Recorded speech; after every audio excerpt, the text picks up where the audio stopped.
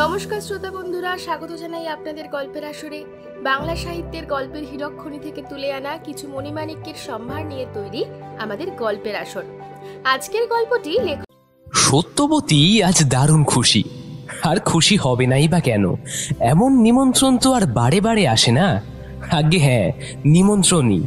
বর্ধমান জেলার কাঞ্চননগরের রাজবাড়ি থেকে আমাদের জন্য ডাক এসেছে। স্বয়ং জমিদার অঘোর নারায়ণ তার বাড়ির মহালক্ষ্মী পুজোয় ব্যোমকেশকে সপরিবারে আমন্ত্রণ জানিয়েছেন।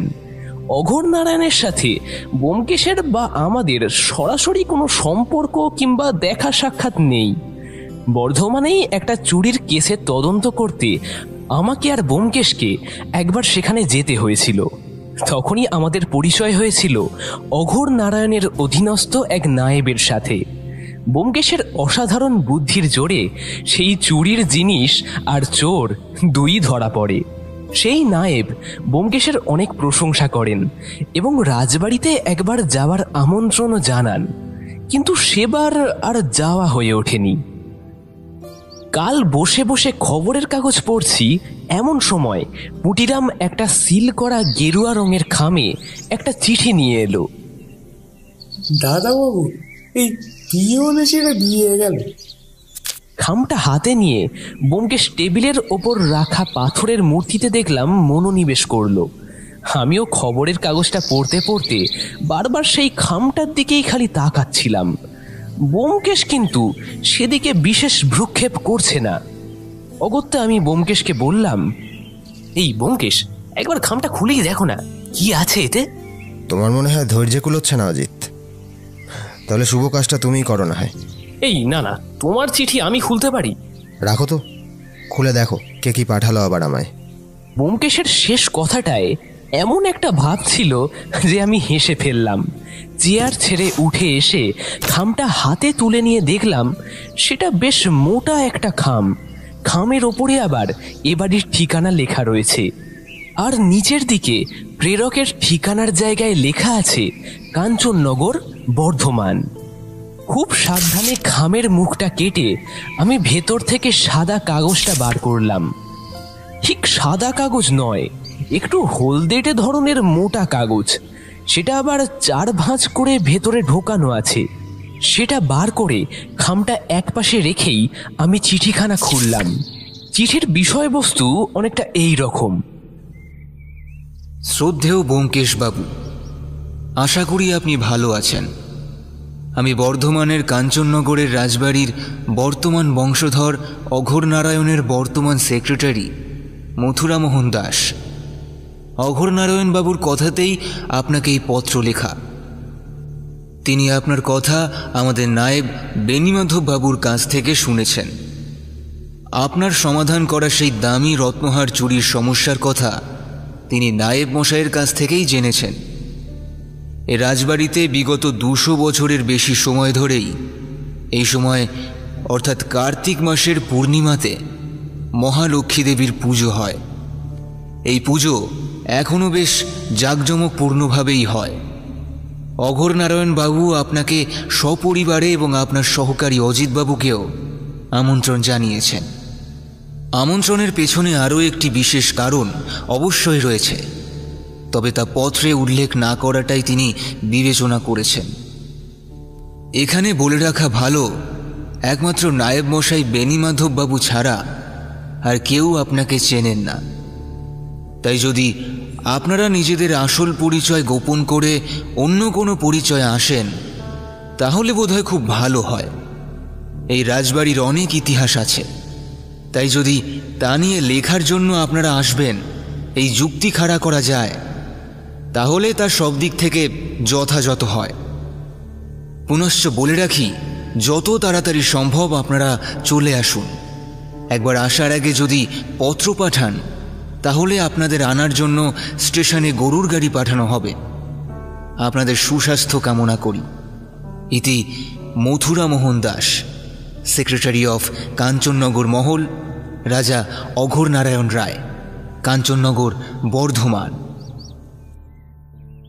চিঠিটা শেষ করে আমি ব্যোমকেশের দিকে অবাক মুখে তাকিয়ে বললাম, স্বয়ং বর্ধমানের কাঞ্চননগরের রাজার কাছ থেকে বার্তা এসছে, ডাক পড়েছে হে ব্যোমকেশ। ব্যোমকেশ এই কথায় হাতের মূর্তিখানা রেখে দিয়েই চিঠির উদ্দেশ্যে হাত বাড়ালো। আমি তার হাতে চিঠিখানা দিতেই কাগজটা ধরে তার মুখটা একটু কুঁচকে গেল। ভালো করে সে কাগজটাকে প্রথমে চোখের কাছে নিয়ে গেল, তারপর আতশ কাঁচ দিয়ে ভালো করে দেখতে লাগলো। আমি ঠিক বুঝতে পারলাম না যে ব্যোমকেশ ঠিক কি করছে, তাই বললাম, আরে লেখাগুলো তো বেশ বড়ই আছে, আতশ কাঁচ লাগবে নাকি? রজ্জুতে সর্পভ্রম হচ্ছে নাকি তোমার? অজিত, অজিত, এ শুধু রজ্জু নয়, একটা চিঠি। তবে তুমি চিঠিটা হাতে নিয়ে পড়েছ শুধু, ভালো করে দেখোনি। দেখলেই বুঝতে পারতে। এই তুমি কি বলছো বলো তো? আমি তো কিছুই বুঝতে পারছি না। কাগজটা হাতে নাও একবার। আমি সেই চিঠিটা আবার হাতে নিলাম। হ্যাঁ, তো কি বলতে চাইছো তুমি? উফ অজিত, এই কাগজটা কি তোমার সাধারণ কাগজ বলে মনে হচ্ছে? আমার এবার প্রথমেই সেই কথাটা মনে পড়ল যা প্রথমে চিঠিখানা হাতে নিয়ে মনে হয়েছিল। আমি বললাম, হ্যাঁ, কাগজটা একটু অন্যরকম বটে, কেমন যেন হলদে হলদে মতো, আর একটু মোটাও। শুধু মোটা নয় অজিত, আর এটা কোনো সাধারণ কাগজও নয়। ভালো করে একবার আতশ কাঁচ দিয়ে দেখো তো। আমি আতশ কাঁচ নিয়ে সেটা ভালো করে দেখতেই আমার দু চোখ বিস্ফারিত হয়ে উঠল। এই হলদে মোটা কাগজের মধ্যে একটা অস্পষ্ট ছবি রয়েছে, অনেকটা জল ছবির মতো। খালি চোখে দেখা না গেলেও আতশ কাঁচ দিয়ে বেশ ভালো করেই দেখা যাচ্ছে। আমার বিস্ফারিত মুখের দিকে তাকিয়ে ব্যোমকেশ অল্প হেসে বলল, কি বুঝলে অজিত? আমি তেমন কিছুই বুঝলাম না, শুধু বুঝলাম এই কাগজ কোনো সাধারণ কাগজ নয়। আর যে মানুষ এমন কাগজ ব্যবহার করে চিঠি পাঠায় সেও আর 5টা সাধারণ মানুষের মতো নয়, সেটা বেশ ভালোই বোঝা যাচ্ছিল। আমি বললাম, আমি তো আর অন্য কিছু বুঝছি না ব্যোমকেশ, তুমি কি বুঝলে? ব্যোমকেশ চিঠিটা চোখের সামনে নিয়ে চেয়ারে হেলে পড়েছিল। আমার কথাই শুধু বলল, 1 মিনিট অজিত। আমি সেভাবেই চুপ করে বসে রইলাম। ব্যোমকেশ চিঠিখানা পড়তে লাগলো। পড়া শেষ হতেই চিঠিটা টেবিলের ওপর রেখে বলল, এবার বলো, কাগজটা কিসের কিছু বুঝলে? এই ধরনের কাগজ কোথায় দেখা যায় বলতে পারবে অজিত? আমার কথাটা মনে আসছিল, কিন্তু ঠিক ধরতে পারছিলাম না। অনেক চেষ্টার পর হঠাৎ করেই মনে পড়ল, হ্যাঁ তাই তো, টাকায়। এই ধরনের জলছবি সাধারণত টাকায় দেখা যায়। সেই কথা ব্যোমকেশকে বলতেই সে মাথা নাড়ল। এই ধরনের কাগজ কিন্তু সচরাচর দেখা যায় না অজিত। এর দাম অনেক বেশি তো অবশ্যই, তাছাড়া এর একটা অন্য গুরুত্ব আছে। বর্তমানে আমরা যে নোট দেখি তার জলছবি অন্য, আর এর জলছবি অন্য। কাগজের বয়স যা আন্দাজ করা যায় তাতে এ অনেক পুরনো। আমি সব ব্যাপারটা বেশ সুন্দরভাবেই বুঝতে পারলাম। আমি বললাম, আর এই চিঠিখানার ব্যাপারে? চিঠিটা যে লিখেছে তার বয়স খুব একটা বেশি নয়। মনে হয় অঘরনারায়ণের কথা শুনে শুনেই সে এই চিঠি লিখেছে। এটা কিন্তু একটু বাড়াবাড়ি ব্যোমকেশ। হাতের লেখা দেখে মানুষের মন কিংবা ব্যবহার আন্দাজ করা যায় তা জানতাম, কিন্তু তাই বলে বয়স? না হে অজিত, তুমি ভালো করে চিঠিতে ব্যবহার করা শব্দগুলো দেখো। একজন বয়স্ক ব্যক্তির লেখা চিঠিতে শব্দের ব্যবহার আর একজন কম বয়সী মানুষের শব্দের ব্যবহার আলাদা হবেই, তাই এটা মনে হচ্ছে। আচ্ছা বেশ, তাহলে কি ভাবলে, যাবে? সমস্যা তো একটা হয়েছেই অজিত, নাহলে আমাদের আসল পরিচয় গোপন করে যাবার কথা নিশ্চয়ই বলতেন না অঘরনারায়ণ। কিন্তু চিঠিতে আভাস না দেবার কারণ কি? অন্তত জানা যেত যে ঠিক কি সমস্যা। আমাদের হাতে আসার আগে যদি চিঠিটা বেহাত হয়ে যায়, এই ভয়েই হয়তো। একবার চিঠির খামটা নিয়ে এসো তো অজিত। আমি খামটা নিয়ে ব্যোমকেশের হাতে দিলাম। ব্যোমকেশ ভালো করে খামটা দেখে নিয়ে তারপর বলল, সর্বনাশ হয়ে গেছে। কেন, কি হলো আবার? ভালো করে দেখো অজিত, ভালো করে দেখো। বলেই চিঠিতে লেখা বর্ধমানের ঠিকানাটা আর খামের গায়ে লেখা ঠিকানাটা আমার সামনে তুলে ধরল। আমি এবার অবাক হয়ে দেখলাম দুটো লেখা একই ধরনের মনে হলেও সামান্য যেন আলাদা। তাহলে এই চিঠি আমাদের হাতে পড়ার আগে অন্য কারোর হাতে পড়েছে বলছো? অবশ্যই অজিত। আর সে অনেকটা চেষ্টা করে ঠিকানাটা নকল করার চেষ্টা করলেও ধরা পড়ে গেছে ওই বর্ধমানের রেপের টানে। চিঠিতে রেপের টান ধয়ের উপর, তবে এখানে টানটা ময়ের কাছে। তাছাড়া ওই মহল শব্দটা চিঠিতে রাজবাড়ির উল্লেখ আছে, আর এখানে মহল। তাহলে আমাদের যাওয়া নিশ্চিত নাকি? ব্যোমকেশ কি যেন ভাবছিল, তারপর বলল, একটা চিঠি পাঠিয়ে দেওয়া দরকার রাজবাড়িতে। দাঁড়াও, আমি লিখেই নি। তুমি একবার সত্যকে ডেকে ব্যাগপত্র গুছিয়ে নিতে বলো। আমি উঠে যেতেই ব্যোমকেশ কাগজ কলম টেনে নিয়ে একটা চিঠি লিখতে বসলো। আমি ঘর থেকেই শুনতে পেলাম সত্যবতী বলছে, ঠাকুরপো বলল বর্ধমানে রাজা নাকি আমাদের তার বাড়িতে পুজোয় আমন্ত্রণ জানিয়েছে। সত্যি? আমার তো তাই মনে হচ্ছে সত্য। চিঠিটা ওই টেবিলের উপর রাখা আছে, দেখে নাও। কিন্তু তিনি হঠাৎ আমাদের আমন্ত্রণ জানাতে গেলেন কেন? এই কোনো খুন হয়েছে নাকি? দুনিয়াতে খুন ছাড়া আর কোনো অন্যায় নেই নাকি? হ্যাঁ, আর রাজা অঘোরনারায়ণ আমাকে নয় তোমাকে নিমন্ত্রণ করেছে সত্য, সাথে আমায় যেতে বলেছে মাত্র। বললেই হলো। আমায় তিনি চিনলেন কি করে? বর্ধমানের কাছে একবার একটা কেসে যেতে হয়েছিল, তখনই রাজবাড়ির এক নায়েব বেণীমাধব বাবুর সঙ্গে পরিচয় হয়। একটা ওই চুরির কেস ছিল, সমাধান আমিই করেছিলাম। শেষে যখন আমার এই সামান্য মস্তিষ্কের অবদানের কথা বলতে হয়েছিল, আমি আমার এই মস্তিষ্কের কথা বলেছিলাম। আর তাই। আচ্ছা, আরো না, কি হচ্ছে কি? ঠাকুরপো ওই ঘরে আছে, কিন্তু সে যে যেখানে থাকুক সত্য, আজ আর কোনো কথা নাই। বলেই বাকিটা আর আমি শুনতে পেলাম না। এক সময় সত্যবতীর পায়ের শব্দ ঘর ছেড়ে বাইরের দিকে যেতে শুনলাম। তার সাথে শুনতে পেলাম, রাজা অঘোরনারায়ণ কিন্তু তোমাকে আমন্ত্রণ জানিয়েছেন, আমি তোমার রক্ষক মাত্র। থাক, হয়েছে। আমার শ্রবণেন্দ্রিয়ের কাজ এখানেই শেষ। আমাদের যাওয়ার তারিখ আগামীকাল ঠিক হয়েছে। দুদিন পরেই পূর্ণিমা। ব্যোমকেশ একটা চিঠি লিখে গতকালই ডাকে পাঠিয়ে দিয়েছে, আর কোথা থেকে যেন একটা বই নিয়ে এসেছে। আমি প্রশ্ন করতেই সে বলল, খোঁজার চোখ থাকলে তুমি অতি সাধারণ জিনিসের মধ্যেও রত্ন খুঁজে পাবে অজিত। ব্রিটিশ সরকার আমাদের দেশ থেকে যে অমূল্য ধন সম্পদ নিয়ে গেছে, তার জন্য আমরা প্রতিদিন আফসোস করি। তার জন্য আমরা প্রাণপণে লড়াই করেছি, কিন্তু তাদের নিয়ে যাওয়া অর্থের আড়ালে তারা সবচেয়ে গুরুত্বপূর্ণ যা নিয়ে গেছে তার খোঁজ আমরা রাখি না অজিত। ব্যোমকেশের গলাটা কেমন যেন শক্ত হয়ে এলো। আমার দিকে তাকানো তার দুই চোখে হতাশা আর রাগ মিশেছিল। আমি অবাক হয়ে বললাম, সেটা আবার কি? জ্ঞান অজিত, জ্ঞান। আমাদের দেশ থেকে তারা অনেক পুঁথি আর বইপত্র নিয়ে গেছে, যা আমাদেরও জানা নেই। আজ নয় অজিত, আরও 100 বছর পর আমরা বুঝব তা কত অমূল্য ছিল। আমি কিছু বলতে পারলাম না। সত্যি আমরা কত বোকা। আমরা অর্থের জন্য সময় ব্যয় করি, অথচ জ্ঞানের জন্য আমাদের সময় কম। কিন্তু জ্ঞান দিয়ে অর্থ উপার্জন করা গেলেও অর্থ দিয়ে কিন্তু জ্ঞান কেনা যায় না। ব্যোমকেশ হাতের বইটা নিয়ে পড়তে লাগলো, আর আমি ঘর থেকে বেরিয়ে এসে রেলিংয়ের কাছে দাঁড়িয়ে বাইরের আকাশ দেখতে লাগলাম। কত বড় এই পৃথিবী, অথচ একটাই আকাশ।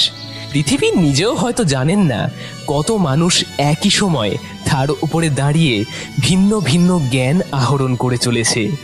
আর সেই একই জ্ঞানের প্রভাবে কেউ বা হয়ে উঠছে জ্ঞানী মহাপুরুষ, আবার কেউ বা অপরাধী। ব্যোমকেশের কথাটা সত্যি মনের ভিতর কোথায় যেন বাজলো। সত্যি তো, অর্থের চেয়ে জ্ঞান অনেক বড়।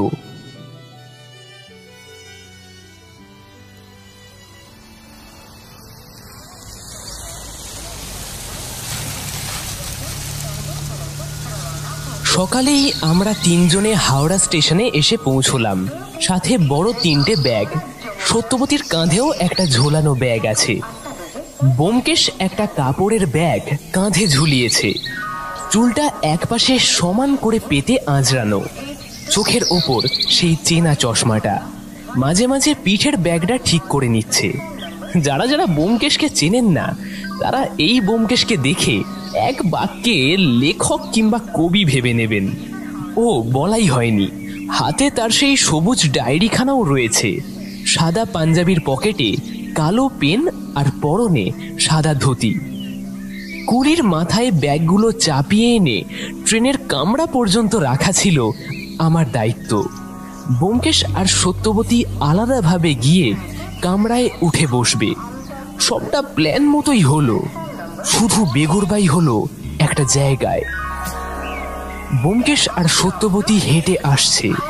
সত্যবতীর পরনে একটা নীল রঙের শাড়ি, গলায় একটা সোনার হার। এটা আগের বার পুজোয় ব্যোমকেশ তাকে উপহার দিয়েছিল। আমি ব্যাগগুলো নিয়ে কামরার মধ্যে গুছিয়ে রাখছি আর ব্যোমকেশরা গাড়ির পাশ দিয়ে হেঁটে আসছে। হঠাৎ একজন আমার সামনে দিয়ে দৌড়ে গেল। তার পর মুহূর্তেই দেখি সত্যবতী চিৎকার করছে, চোর চোর! অসাধারণ ক্ষিপ্রতায় ব্যোমকেশ কাঁধের ব্যাগটা ঝেড়ে ফেলে দিয়ে এক দৌড়ে ছুটে গিয়ে ওই ভিড়ের মাঝেও ঠিক সেই চোরকে ধরে ফেলল। কিন্তু তার আগেই সেই চোর হারখানা ফেলে দিয়ে একটা অদ্ভুত কায়দায় ব্যোমকেশকে ধাক্কা মেরে ভিড়ের মধ্যে মিশে গেল। ব্যাপারটা এত তাড়াতাড়ি হলো যে আমি সবটা বুঝে ওঠার আগেই দেখি ব্যোমকেশ ফিরে এসেছে। আমার দিকে তাকিয়ে ইশারায় আমায় ব্যস্ত হতে বারণ করলো। আমি উঠে গেলাম গাড়িতে। এই আকস্মিক ঘটনায় আমি যতটা অবাক হয়েছি, সত্যবতী তার চেয়েও বেশি হতবাক হয়েছে। ব্যোমকেশ চাপা স্বরে বলল, কিছু হয়নি, কিছু হয়নি, তুমি একদম ভয় পেও না। যদি যদি হাতটা নিতে গিয়ে আমার আমার তার কথা শেষ হওয়ার আগেই ব্যোমকেশ আবার বলে উঠল, সত্য তুমি এভাবে ভয় পেলে চলবে না। তাহলে চলো বাড়ি ফিরে যাই, তোমায় রেখেই না হলে যাব। এবার সত্যবতী মুখ খুলল। আমায় রেখে যাবে?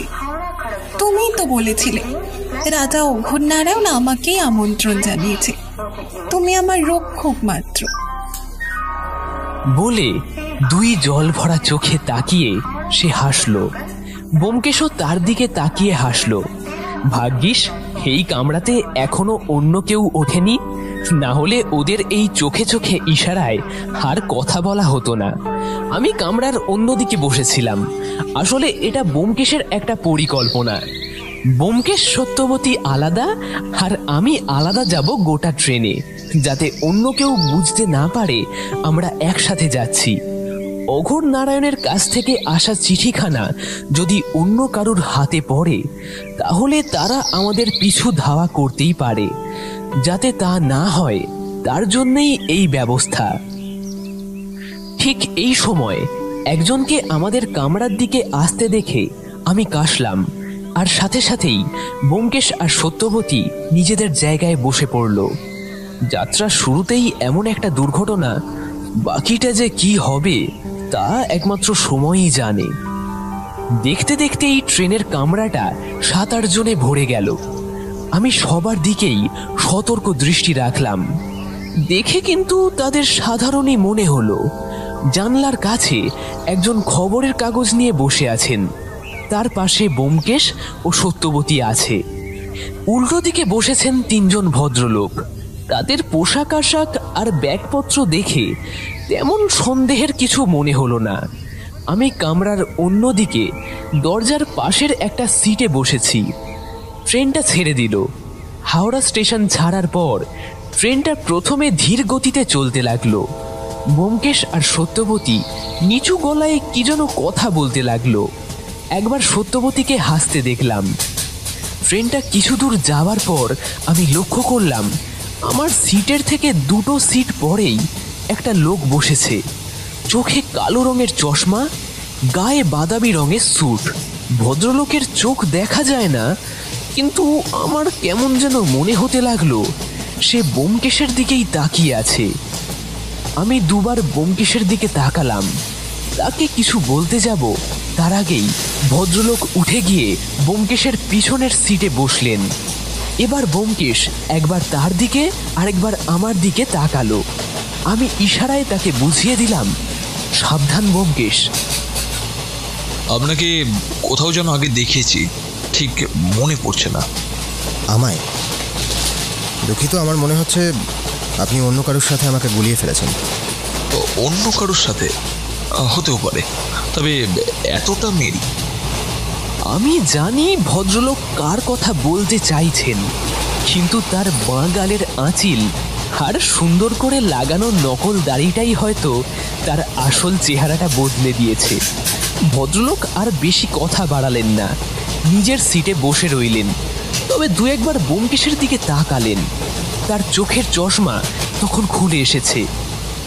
তার দু চোখে কেমন যেন একটা অবিশ্বাসের ভাব বারবার ফুটে উঠছে। মশাইয়ের কোথায় যাওয়া হচ্ছে? প্রশ্নটা শুনে আমি পাশের দিকে তাকালাম। দেখি এক ভদ্রলোক আমার দিকে তাকিয়ে প্রশ্নটা করেছেন, একটা নীল রঙের জামা পরনে। আবার হেসে সেই প্রশ্নটাই করলেন। মশাইয়ের যাওয়া হচ্ছে কোথায়? এই তো বর্ধমান। ঘুরতে বুঝি? তা বেশ, বর্ধমানে কিন্তু অনেক ঘোরার জায়গা আছে। ও তাই নাকি? তা আপনি গেছেন ওখানে? আমার বাড়ি তো ওখানেই। এই ব্যবসার কাজে কলকাতায় আসি মাঝে মাঝে আর কি। কিসের ব্যবসা করেন? নুনের আর লঙ্কার ব্যবসা ভাই দেখে, আমায় মাঝে মাঝে আসতে হয়। ও, আমি আর কথা বাড়ালাম না। ভদ্রলোক কিন্তু ছাড়লেন না। তা একাই যাচ্ছেন? একাই। আপনি? আমিও একাই, কিন্তু আপনাকে মনে হলো দেখলাম 3টে ব্যাগ তুলছেন গাড়িতে। একা গেলে অত ব্যাগ লাগে বুঝি? বলেই আবার সেই হাসি। আমি এবার ভালো করে তাকালাম, লোকটা আমার দিকে কি নজর রাখছে নাকি? কিন্তু কেন? আমি বললাম, ও ওগুলো আমার নয়, ট্রেনের এক ভদ্রলোকের। উনি একা ছিলেন তো, তাই একটু সাহায্য করছিলাম। বাহ, আপনি তো বেশ মানবিক মানুষ মশাই। হ্যাঁ, তা সেই ভদ্রলোক কে? ওই চশমা পরা ভদ্রলোক আর তার পাশের ভদ্রমহিলার নাকি? হ্যাঁ, আমি কিছু বলতে যাব তার আগেই ভদ্রলোক উঠে পড়লেন। নামার আগে বলে গেলেন, বর্ধমানে কিন্তু খুব গরম মশাই, বুঝলেন? সাবধানে থাকবেন, না হলে কিন্তু আবার ভ্যানিশ হয়ে উবে যেতেও পারে না। আমি কিছু বলার আগেই ট্রেনটা একটু গতি কমিয়েছিল, আর সেই ফাঁকেই লোকটা নেমে গেল। আমি সেদিকে তাকিয়ে আছি। ট্রেনটা দাঁড়াতেই আমিও উঠে গেলাম, কিন্তু না, লোকটার আর দেখা পেলাম না। ব্যোমকেশ দেখলাম আমার দিকে তাকিয়ে আছে। আমি তাকে ইশারায় নামতে বললাম। আমি নেমে যেতেই আমার পিছনে ব্যোমকেশ নামলো। লোকটা কোন দিকে গেল দেখেছো? না, সময় পেলাম আর কোথায়, বোঝার আগেই তো নেমে গেল। কি বললো তোমায়? হুমকি দিয়ে বর্ধমান যেতে বারণ করলো। আমার পিছনে ফেউ লেগেছে অজিত, একটু সাবধানে থেকো। এমন সময় গাড়ির হুইসেল বাজলো। ব্যোমকেশ আমার কাঁধে একটা চাপ দিয়ে উঠে গেল। আমিও উঠে নিজের জায়গায় গিয়ে বসলাম। বাকি রাস্তা তেমন আর কিছুই হলো না, শুধু মাঝে একবার দরজার কাছে গিয়ে আমি বাইরে তাকিয়েছিলাম। একঘেয়েভাবে বসে থাকতে আর কতক্ষণই বা ভালো লাগে, কিন্তু মুখ বাড়িয়েই দেখলাম সেই লোকটা আমাদের কামরা থেকে 2টো কামরা পরেই আমার মতো দরজার কাছে ঝুঁকে আমাদের কামরার দিকেই তাকিয়ে আছে। আমি মুখ বাড়িয়ে তার দিকে তাকাতেই সে আবার দরজার ভেতরে ঢুকে গেল।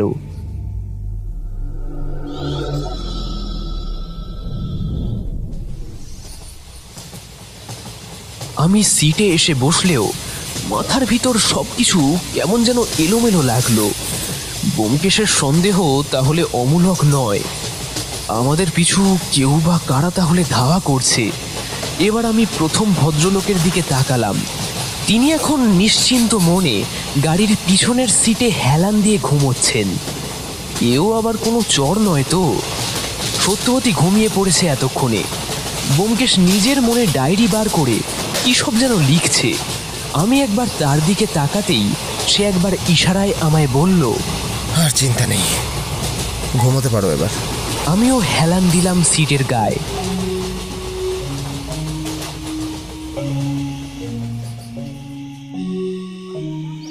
ঘুমটা ভাঙলো একটা ধাক্কায়। তার সাথে ব্যোমকেশের গলা ভেসে এলো,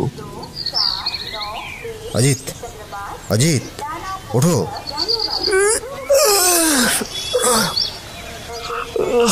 বর্ধমান এসে গেছে? হ্যাঁ, এসে গেছি, চলো। আর ওই যে লোকটা আমার পাশে বসেছিল, সে কোথায় গেল? সে আমাদের একটু আগে নেমেছে, আর আমরা আছি কি না তা দেখেও গেছে একবার। তাহলে ব্যোমকেশ? তাহলে আর কিছুই নয় অজিত। আমাদের পেছনে যখন কলকাতা পর্যন্ত ফেউ ছুটেছে, তার মানে রহস্যটা খুব একটা সহজ নয়। আমার মনে হয় অঘোরনারায়ণ চিঠিতে সমস্যার কথা না বলে ভালোই করেছেন। আমরা কথা বলছি এমন সময় সেই প্রথম ভদ্রলোকের ঘুমটা ভাঙল। তিনি ধরফড়িয়ে উঠে বসে বললেন, বর্ধমান কি এসে গেছে? হ্যাঁ, এসে গেছে। আপনি কোথায় যাবেন? আমি যাব রানীগঞ্জের কাছে, একটা বিশেষ কাজে আমি এসেছি। রানীগঞ্জ এখান থেকে কতক্ষণ লাগে? ওই ঘন্টা 2 মতো। এই চলি, তবে আপনাকে ঠিক কোথায় দেখেছি মনে পড়ছে না। বলে ভাবতে ভাবতেই তিনি নেমে গেলেন। সত্যবতী এসে বলল, ঠাকুরপো, ঘুম ভাঙলো তাহলে? আমি একটু লজ্জাই পেলাম। আমি উঠে দাঁড়িয়ে বললাম, ট্রেনের ঝাঁকুনিতে যা সুন্দর ঘুম আসে না, তা ওই মোড়াম বিছানো বিছানায় কি আর আসে? বসে বসে আর কি বা করব, তাই একটু। আমরা স্টেশন থেকে নেমে হাঁটতে লাগলাম। বর্ধমান স্টেশনটা বেশ সুন্দর। স্টেশনের বাইরে টানা গাড়ি আর গরুর গাড়ি 2 রকমই রয়েছে। আমি ব্যোমকেশকে বললাম, রাজবাড়ি থেকে গাড়ি আসার কথা আছে নাকি ব্যোমকেশ? হ্যাঁ, চিঠিতে তাই লিখেছিলাম। এখন ঠিকঠাক সময় মতো যদি না আসে তাহলে আমাদেরই ব্যবস্থা করে নিতে হবে। ব্যবস্থা আর করতে হলো না। আমরা দাঁড়িয়ে কথা বলছি এমন সময় আমাদের সামনে এসে একজন ভদ্রলোক দাঁড়ালেন। একটু ইতস্তত করে চারপাশটা দেখে নিয়ে তিনি বললেন, আপনারা কলকাতা থেকে আসছেন তো? হ্যাঁ। আপনি কি অঘোরনারায়ণের সেক্রেটারি মথুরামোহন? হ্যাঁ, তবে আপনি কি করে বুঝলেন বলুন তো? খুব কঠিন নয় ব্যাপারটা। এই যে কটা ঘোড়ার গাড়ি দাঁড়িয়ে আছে তার মধ্যে আপনি যেটা থেকে নেমে এলেন সেটাই সবচেয়ে সুদৃশ্য। অঘোরনারায়ণবাবু যখন আমাদের আসার ব্যাপারটা এতটাই গোপন রাখতে চাইছেন, তখন আপনাকে দিয়ে চিঠি লেখানো, আপনাকে ছাড়া অন্য কাউকে উনি এখানে পাঠাতে চাইবেন না, তাও বোঝা কি খুব কঠিন। আর বাকিটা অনুমান। তাহলে সত্যি বেণীমাধববাবু ভুল মানুষের খোঁজ দেননি বোধ হয়। আপনিই পারবেন। সে তো যখন সবটা জানতে পারবো তখনই বলতে পারবো কোনটা পারবো আর কোনটা পারবো না। তবে তার আগে মনে হয় আমাদের যাওয়া দরকার। কেউ দেখে ফেললে। এই রে, দেখেছেন তো, এই কথা বলতে বলতে ভুলেই গিয়েছি। আসুন আপনারা, দিন আমায় দিন ব্যাগটা। সত্যবতী ও আমার প্রবল আপত্তি সত্ত্বেও একটা ব্যাগ হাতে নিল মথুরামোহন। আমরা সবাই রাস্তার অন্য পারে এগোতে লাগলাম। হঠাৎ একটা কাণ্ড ঘটল। মথুরামোহন আমাদের থেকে একটু সামনে হাঁটছিল। একটা গরুর গাড়ি হঠাৎ করেই রাস্তার এক পাশ থেকে ছুটে এলো। শেষ মুহূর্তে মথুরামোহন ব্যোমকেশকে ধাক্কা দিয়ে সরিয়ে না দিলে একটা বড়সড় অঘটন ঘটে যেতে পারত। আমরা এগিয়ে এসে যখন দাঁড়ালাম তখন ব্যোমকেশ উঠে দাঁড়িয়ে গায়ের ধুলো ঝাড়ছে। গরুর গাড়িটা এর মধ্যেই অনেকটা দূরে চলে গেছে। মথুরামোহন হাতের ব্যাগটা রেখে ব্যোমকেশের কাছে এগিয়ে এসে বলল, আপনার লাগেনি তো? ঠিক আছেন তো আপনি? না না, ও কোনো ব্যাপার নয়। আমরা যে এখানে এসে পড়েছি সেটা বোধহয় শত্রুপক্ষ জেনে গেছে। না মথুরামোহন বাবু, বেশি দেরি করা ঠিক হবে না। চলো, আসল ঘটনাটা জানা দরকার। নাহলে বড্ড দেরি না হয়ে যায়। আর কোনো কথা হলো না। সত্যবতীর মুখটা কেমন যেন থমথমে হয়ে আছে। আমার না হয় ব্যোমকেশের সাথে থাকতে থাকতে এসব অভ্যেস হয়ে গেছে, কিন্তু তার তো আর তা নেই। সে সবকিছু আমাদের মুখেই শুনেছে। শোনা আর দেখা দুই যে অনেক আলাদা। গাড়িতে উঠতেই গাড়িটা চলতে শুরু করলো। সামনে গারোয়ান, পিছনে একদিকে ব্যোমকেশ আর সত্যবতী, আর অন্যদিকে মথুরামোহন আর আমি বসেছি। এমন একটা পরিস্থিতি হঠাৎ করে হয়ে যাওয়ায় আমাদের কারুর মনটাই স্বাভাবিক ছিল না। তাই আর বিশেষ কথা হলো না। রাস্তার দুপাশের মনোরম শোভা আর প্রকৃতি দেখতে দেখতে আমরা কাঞ্চননগরের রাজবাড়ির দিকে এগিয়ে গেলাম। রাজবাড়ির বড় গেটটা পেরিয়ে আমাদের গাড়িটা পাথর বিছানো রাস্তার ওপর দিয়ে এগিয়ে চলল। দুপাশে বাগান, নানা রকমের গাছ সুন্দর করে সাজানো আছে বাগানটায়। প্রতিদিন যে যত্ন নেওয়া হয় এই বাগানের, তা বেশ ভালোই বোঝা যায়। আমাদের গাড়ি যত এগোতে লাগলো ততই প্রাসাদটা দেখা যেতে লাগলো। হ্যাঁ, রাজপ্রাসাদই বটে। তিনতলা রাজপ্রাসাদের সামনেটা বেশ খানিকটা চওড়া রয়েছে। সামনের দিকে বড় বড় প্রায় 20-22টার মতো জানলা উঁকি মারছে। রেলিংয়ের মতো বড় জায়গাটা এখান থেকেও বেশ দেখা যায়। আমরা যত এগোচ্ছি ততই যেন প্রাসাদটা বড় হয়ে উঠছে। আমরা সামনে যেতেই গারোয়ান ঘোষকের মতো করে ঘোষণা করলো, হাভেলি আ গয়া সাব। হ্যাঁ, হাভেলি শব্দটাই বরং যথেষ্ট। আমরা গাড়ি থেকে নেমে যেতেই গারোয়ান এগিয়ে এসে এবার আমাদের ব্যাগগুলো নামালো। আমরা এগিয়ে গেলাম হাভেলির দিকে। মথুরামোহন আমাদের সম্ভাষণ জানালো। আসুন ব্যোমকেশবাবু, আপনাকে কাঞ্চননগরের রাজবাড়িতে সুস্বাগতম। আমরা এগোতে এগোতেই দেখলাম একজন মধ্যবয়সী ভদ্রলোক আমাদের দিকে এগিয়ে আসছে। তিনি এগিয়ে এসে বললেন, নমস্কার, আমি অজয় নারায়ণ। আমি অঘোর নারায়ণের পুত্র। বাবা আপনাদের জন্যই অপেক্ষা করছে, আসুন। নমস্কার। নমস্কার, আমি মৈনাক রায়। ইনি আমার স্ত্রী অবন্তী রায়, আর ইনি হলেন আমার বন্ধু সমরেশ মজুমদার। আমরা হাভেলির বড় দরজা দিয়ে ঢুকে ভেতরে এগোতে লাগলাম। মথুরামোহন একজনকে ডেকে আমাদের ব্যাগপত্রগুলো গেস্ট হাউসে নিয়ে যেতে বলল। আপনাদের আসতে কোনো অসুবিধা হয়নি তো রাস্তায়? না না, তেমন কোনো অসুবিধা হয়নি। আসলে আমাদের এদিকটায় গরমটা বড্ড বেশি, তাই একটু অসুবিধা হবেই। হাঁটতে হাঁটতে আমরা বারান্দার মতো জায়গাটা পেরিয়ে বড় ঘরের মধ্যে এসে পড়লাম। বিশাল বড় একটা ড্রয়িং রুম, দুদিক দিয়ে ঘোরানো সিঁড়ি উপরে উঠে গেছে। ওপরের আর নিচের দেওয়ালে ঝুলছে নানান প্রকৃতি ও মানুষের অবয়ব। গোটা ঘরটা খুব সুন্দর করে সাজানো। কিছু মূর্তি আর বড় বড় মোমবাতির স্ট্যান্ড ঘরের চারপাশে লাগানো আছে। ডান দিকে একটা দরজায় পর্দা ঝোলানো। মাত্র এই একটা ঘর দেখেই বোঝা যাচ্ছে গোটা বাড়িটা কতটা সুন্দর। অজয় নারায়ণ ঘরে আসতেই হাঁক দিলেন, এই কে আছো? একবার বাবাকে ডেকে দাও। বসুন আপনারা। তারপর আমাদের দিকে তাকিয়ে বললেন, আপনারা বসুন। আমরা সবাই বসলাম। বলতে লজ্জা নেই, এতটা পথ এসে বেশ ক্লান্ত লাগছে। একটু বিশ্রাম নিতে পারলে বেশ ভালোই হয়। আমরা বসতেই দেখলাম ওপরের ঘোরানো সিঁড়ি বেয়ে একজন ভদ্রলোক নেমে আসছেন। তাকে আসতে দেখেই ব্যোমকেশ সহ অজয় নারায়ণ উঠে দাঁড়ালো। আমি আর সত্যবতীও তাদের অনুসরণ করলাম। এক পলক দেখেই আর বুঝে নিতে অসুবিধা হলো না যে ইনি রাজা অঘোর নারায়ণ। গায়ের রং বেশ ফর্সা, দীর্ঘ শরীর, লম্বা চওড়া চেহারা, লম্বা চুল ঘাড়ের কাছে এসে পড়ছে। কিছু মানুষের চেহারায় একটা আভিজাত্যের ব্যক্তিত্ব থাকে, আর সেই ব্যক্তিত্বটাই তার চেহারায় ফুটে উঠেছিল। নামতে নামতেই তিনি গম্ভীর অথচ মার্জিত গলায় আমাদের বললেন, নমস্কার মৈনাক বাবু, আপনারা এসে গেছেন দেখছি। আমরা হাত তুলে নমস্কার করলাম। নমস্কার। আপনারা অনেক দূর থেকে এসেছেন, ক্লান্ত, বিশ্রাম নিন। আপনাদের সাথে পরে কথা বলা যাবে। এই দিনেশ, দিনেশ, ওনাদের গেস্ট রুমে নিয়ে যাও। একটা চাকর গোছের লোক এসে বলল, আসুন আসুন বাবুরা, আপনাদের জিনিসপত্র আমি সব গেস্ট হাউসে রেখে এসেছি, আপনারা আসেন। অঘোর নারায়ণকে আমরা আরেকবার বিদায় জানিয়ে গেস্ট হাউসের দিকে চলে গেলাম। আমাদের দুটো ঘর পাশাপাশি দেওয়া হয়েছে। একটা ঘরে আমি আর অন্য ঘরটায় ব্যোমকেশ আর সত্যবতী। এদিকে সত্যিই বেশ গরম আছে, ঘামে জামা ভিজে একেবারে লেপ্টে আছে।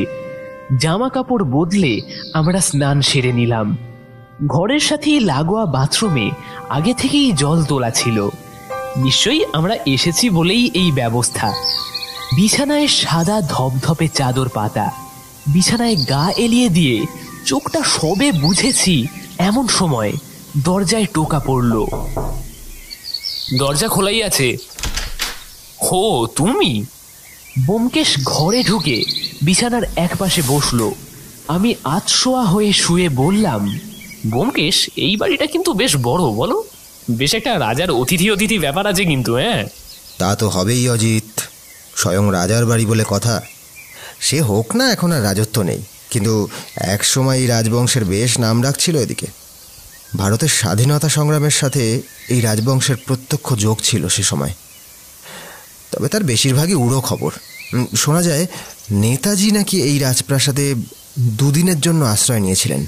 বলো কি ব্যোমকেশ, নেতাজি? তাহলে তো এ বাড়ির একটা আলাদা ইতিহাসও রয়েছে বলতে হবে। এই কারণেই অঘোর নারায়ণ আমায় এই বাড়ির ইতিহাস লেখার ছদ্মবেশ নিয়ে আসতে বলেছেন, যাতে কারুর কোনো সন্দেহ না থাকে। কিন্তু ব্যোমকেশ, বাড়ির সবকিছু দেখে তো বেশ স্বাভাবিকই মনে হলো। তাহলে তোমায় এত জরুরি তলবে ডেকে পাঠানো কেন? তা তো অঘোর নারায়ণ নিজে না বললে জানা যাবে না। এমন সময় দরজায় আবার টোকা পড়ল।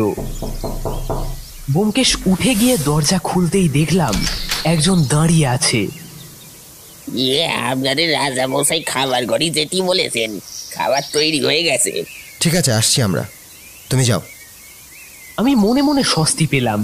এই খাবারের কথাই এতক্ষণ মনে এসেছিল। সেই কখন খেয়ে বেরিয়েছি, ট্রেনেও ঠিকমতো খাওয়া হয়নি কিছুই। সেই অদ্ভুত লোকটার কথা আমার আবার হঠাৎ করেই মনে পড়ে গেল। তার সাথে স্টেশনে সেই গরুর গাড়িটার হঠাৎ আক্রমণ। অজিত, চলো হে, রাজার আমন্ত্রণ, আর এবার রাজার ভুরি ভোজের আমন্ত্রণ। দেরি করো না হে। ব্যোমকেশ বেরিয়ে গেল। শুনতে পেলাম তার গলা, সত্য তাড়াতাড়ি তৈরি হয়ে নাও। খাবার টেবিলে যে বিশেষ আয়োজন রয়েছে তা আর বলে দেবার অপেক্ষা রাখে না। থরে থরে সাজানো বিভিন্ন খাবার দাবার, কি নেই সেখানে? ভাত, রুটি, পরোটা থেকে মাংস, সবজি, ডিম, পনির, এরপরেও আছে আবার বিভিন্ন রকমের মিষ্টি, রসগোল্লা থেকে সন্দেশ, কালোজাম, ল্যাংচা, ক্ষীরকদম, রাবড়ি ইত্যাদি প্রচুর মিষ্টান্ন। আমি, ব্যোমকেশ, সত্যবতী, অজয় নারায়ণ আর মথুরামোহন একসাথে খেতে বসেছি। 4 জন চাকর আমাদের পরিবেশন করছে। একটা ব্যাপার লক্ষ্য করলাম, এ বাড়িতে কিন্তু কোনো মহিলা নেই, অন্তত এখনো পর্যন্ত তো চোখে পড়েনি। খেতে খেতেই অজয় নারায়ণ প্রশ্ন করল, তাহলে মৈনাকবাবু, আপনি কাজ কবে থেকে শুরু করছেন? আমি ভাবছিলাম যে পুজোটা মিটে যাক, তারপর না হয় কাজে হাত দেওয়া যাবে। তার আগে ভালো করে বাড়িটা ঘুরে দেখা যাক। হ্যাঁ, ওটাই বরং ভালো হবে। পুজোটা মিটে গেলেই তারপর এই বাড়ির ইতিহাস নিয়ে বাবা আপনাকে সব বলে দেবে। আমায় আজই একটা কাজে বেরিয়ে যেতে হবে, ফিরতে 2 দিন তো লাগবেই। তোমায় আবার এর মধ্যে কোথায় যেতে হবে? কই বলনি তো। আরে, খবরটা আজকেই এসেছে। রানীগঞ্জের খনিগুলোতে কিছু সমস্যা হচ্ছে, তাই আমায় একবার যেতেই হবে। পুজোর আগেই এসো কিন্তু, নাহলে আমি একা সব দিকটা। আরে একা কোথায়, মথুরামোহন আছে তো, ও সব সামলে নেবে। শেষ কথাটা মথুরামোহনকে উদ্দেশ্য করে তার দিকে তাকিয়ে বলল অজয় নারায়ণ, সব দিকটা আমি ঠিক করেই রেখেছি, কাল সকাল থেকেই কাজ শুরু হয়ে যাবে। এসব কাজের আলোচনার কথা আমার শোনার দরকার নেই। তাই আমি মনটা খাওয়ায় নিমজ্জিত করলাম। ঘরে এসে যখন শুলাম তখন পেটের অবস্থা একেবারে যাকে বলে জয় ঢাক। ব্যোমকেশ আমার ঘরে এসে একটা সিগারেট ধরালো। এই অভ্যেসটা ব্যোমকেশের আগেও ছিল, কিন্তু সত্যবতীর বারংবার বারণ আর কলহের ভয় পরিত্যাগ করেছিল।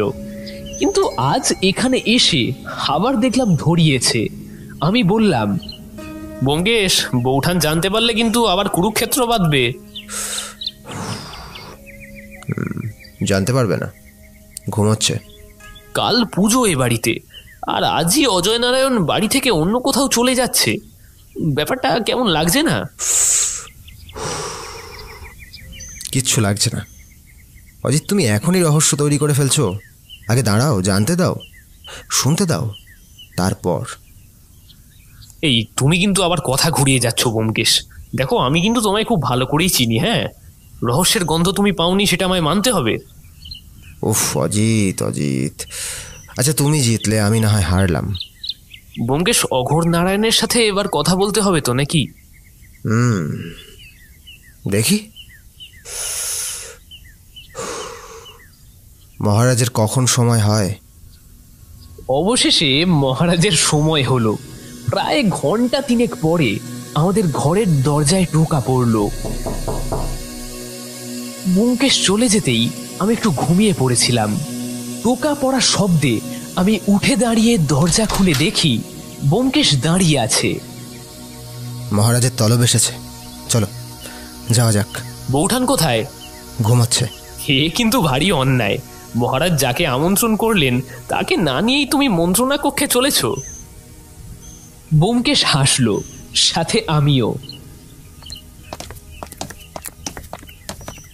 এবার দোতলার রেলিং এর সামনে লম্বা টানা বারান্দা আছে। রেলিং এর উঁচু জানালাগুলো বেশ বড়, সাধারণ দেওয়াল নয়, উঁচু নিচু সব দিকটাই দেওয়াল, আর তার মাঝে সমান দূরত্ব বরাবর জানালাগুলো। দোতলার বারান্দার সামনেই মথুরামোহন দাঁড়িয়েছিল। আমাদের দেখেই বলল, আসুন, অঘোর নারায়ণ বাবু আপনাদের জন্য অপেক্ষা করছেন। আমরা ঘরে ঢুকতেই দেখি অঘোর নারায়ণ বাবু বসে আছেন একটা গদি লাগানো চেয়ারে। তার সামনে 3টে চেয়ার পাতা আছে। তিনি আমাদেরকে ইশারায় বসতে বললেন। আমরা 3টে নরম গদি লাগানো চেয়ারে বসলাম। আপনাদের খাওয়া দাওয়ার কোনো অসুবিধা হয়নি তো? একদমই না। পরিচয় করিয়ে দিই, ইনি আমার বন্ধু আর সহকারী অজিত। নমস্কার অজিত বাবু, আপনাদের এত দূর ডেকে এনে সত্যিই কষ্ট দিলাম। তবে যে সমস্যায় আমি আছি তাতে একমাত্র আপনিই আমায় সাহায্য করতে পারেন। আপনি নিঃসংকোচে বলুন, আমার দ্বারা সম্ভব হলে আমি অবশ্যই চেষ্টা করব। অঘোর নারায়ণ বাবু একবার মথুরামোহনের দিকে তাকালেন। মথুরামোহন একবার হাসল, তারপর বলল, আপনি সবটা বলুন ওনাকে, আর তার আগে ওই ব্যাপারটা। আচ্ছা ব্যোমকেশ বাবু, আপনাকে যে চিঠিটা পাঠানো হয়েছিল তা দেখে আপনার কি কি ধারণা হয়েছে? ব্যোমকেশ হাসল। আমি বুঝলাম অঘোর নারায়ণ বাবু ব্যোমকেশের পরীক্ষা নিচ্ছে। কিন্তু এ ব্যোমকেশ, যে কোনো পরীক্ষা তা যদি বুদ্ধির হয় তাহলে সে উতরাবেই, আমি নিশ্চিত সে বিষয়ে। আগে 3টে ব্যাপার জেনেছি। প্রথমত, চিঠিটা কোনো সাধারণ কাগজে লেখা হয়নি। ওই ধরনের কাগজ একমাত্র ব্যবহার করা হয় টাকা ছাপানোর কাজে। সচরাচর এরকম কাগজ পাওয়া যায় না। দ্বিতীয়ত, চিঠিটা যিনি লিখেছেন অর্থাৎ মথুরামোহন বাবু হয়তো শুনে শুনে লিখেছেন, কারণ বক্তা যখন যা বলেছেন তিনি তাই লিখেছেন। আর তৃতীয় যেটা, সেটা আপনাদের অজানা, কারণ চিঠিটা আপনার হাত থেকে আমার হাতে আসার আগেই একবার অন্য কারোর হাতে পড়েছে। আর কিছু জানার আছে আপনার? অঘোর নারায়ণবাবুর মুখটা কেমন যেন বদলে গেল। তিনি মথুরামোহনের দিকে তাকালেন। মথুরামোহনও কেমন যেন অবাক হয়ে বললেন, কিন্তু আমি তো চিঠিটা নিজেই পিয়নকে দিয়ে পাঠিয়ে দিয়েছিলাম। তাহলে খুব সোজা, মাঝখানে কেউ চিঠিটা খুলে পড়েছে আর তারপরে আবার ভালোভাবে বন্ধ করে আমায় পাঠিয়েছে। এ কথা পিয়নকে জিজ্ঞাসা করে কোনো লাভ হবে না, কারণ খুব সামান্য কয়েকটা যা কারণ আছে, সত্যিটা বোঝার জন্য তা যথেষ্ট প্রমাণ নয়। এবার আপনি বলুন। আমাদের এ বাড়িটা দেখেই বুঝতে পারছেন এ বাড়ির সাথে অনেক ইতিহাস জড়িয়ে আছে। এ বাড়ি তৈরি হয়েছে আজ থেকে প্রায় 200 বছরের চেয়েও বেশি আগে। সেই সময় রাজা ছিলেন আমাদের পরলোকগত পূর্বপুরুষ কন্দর্প নারায়ণ রায়। তার আমলে এ অঞ্চলে আমাদের রাজত্ব চলত। ওই সে আমলে যেমন হয় আর কি, যে রাজা হবে সে হবে অত্যাচারী আর স্বৈরাচারী। কিন্তু কন্দর্প নারায়ণের সেরকম কোনো বদভ্যাস ছিল না। তার বদলে ছিল অন্য এক বদভ্যাস। তার রাজত্বে সুন্দরী যুবতী নারী কিংবা বিবাহিতা রমণী তার নজরে পড়লেই তাকে রাজার চাই। তাকে নিজের শয্যাসঙ্গী বানানোর জন্য এমন কিছু নেই যে সে তা করত না। অথচ অন্যদিকে তার মন ছিল দরাজ। তার প্রজাদের যে কোনো সমস্যায় সে যথাসাধ্য সাহায্য করত। মানে একদিকে যেমন নারী অত্যাচারে পাপ সঞ্চয় করত, তেমনি একদিকে সে পাপ ধুয়ে ফেলতে চাইতো ভালো কাজ করে। এভাবেই একবার একটা ঘটনা ঘটল যা রাজার মনকে সম্পূর্ণ বদলে দিল।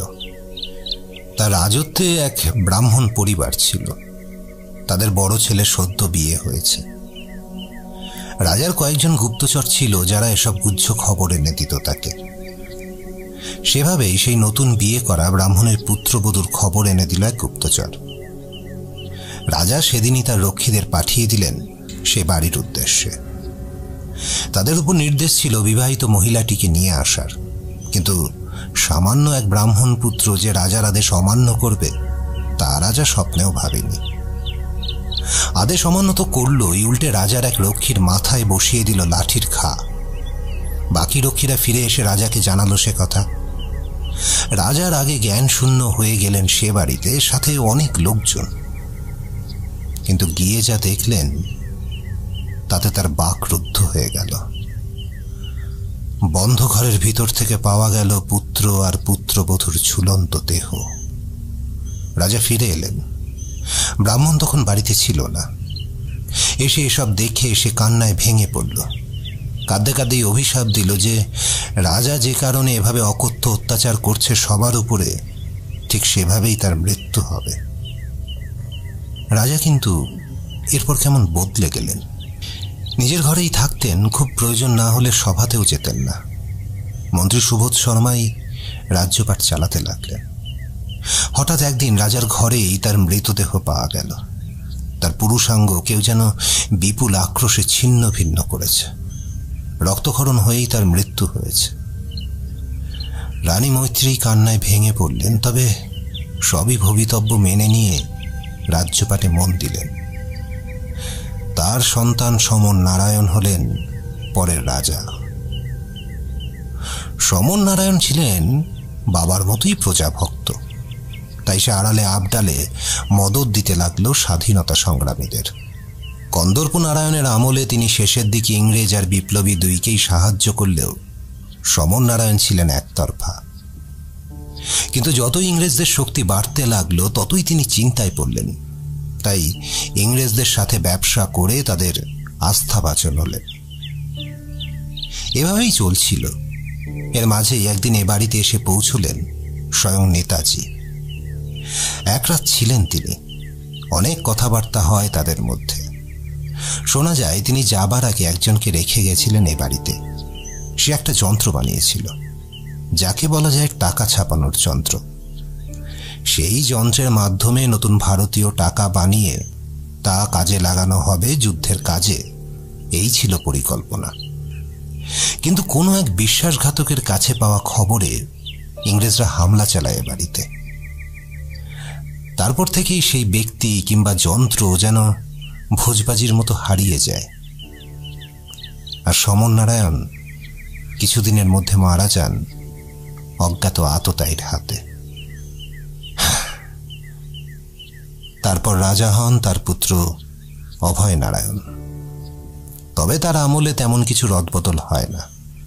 ধীরে ধীরে রাজত্ব হারায় সে। তারপর জমানো অর্থ আর ব্যবসা নিয়েই টিকে আছে এই রাজত্ব। তারপর এখন আমি। কিন্তু কিন্তু এ তো গেল গল্প কথা। এখন আসল সমস্যা হলো, কিছুদিন আগে আমার কিছু টাকার মাঝে পাওয়া যায় একটা জাল নোট। প্রথমে সেটা নজরে আসে আমাদের নায়েবের চোখে। সেটা তিনি আমায় দেখাতেই আমার মনে হয় ব্যাপারটা দেখা দরকার। আর দেখতে গিয়ে দেখি একটা নয়, আসল টাকার সাথে আছে অনেক নকল টাকা। তখনই আমার মনে আসে সেই যন্ত্রের কথা। জানি সেই যন্ত্রে এই নোট ছাপা সম্ভব নয়, কিন্তু সেই যন্ত্র এ বাড়িতেই কোথাও আছে। আর তা যদি থাকে ব্যোমকেশবাবু, তার ঐতিহাসিক গুরুত্ব যে কত হবে তা আপনি জানেন। তাই আমি চাই আপনি সে যন্ত্রের খোঁজ করুন, আর তার সাথে এই নকল নোটের ব্যাপারটাও। আপনাদের আয়ের উৎসটা যদি আমাকে একবার বলেন।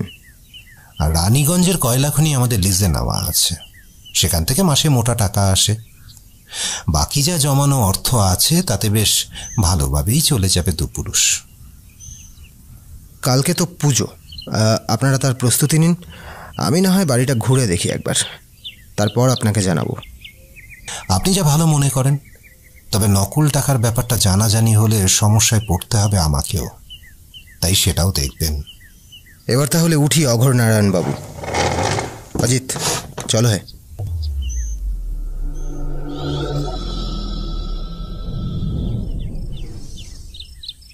আমার ঘরে এসে ব্যোমকেশকে বললাম, তাহলে অনেক বছর পুরনো একটা টাকা ছাপানোর যন্ত্র খুঁজতে আমাদের এখানে আসা।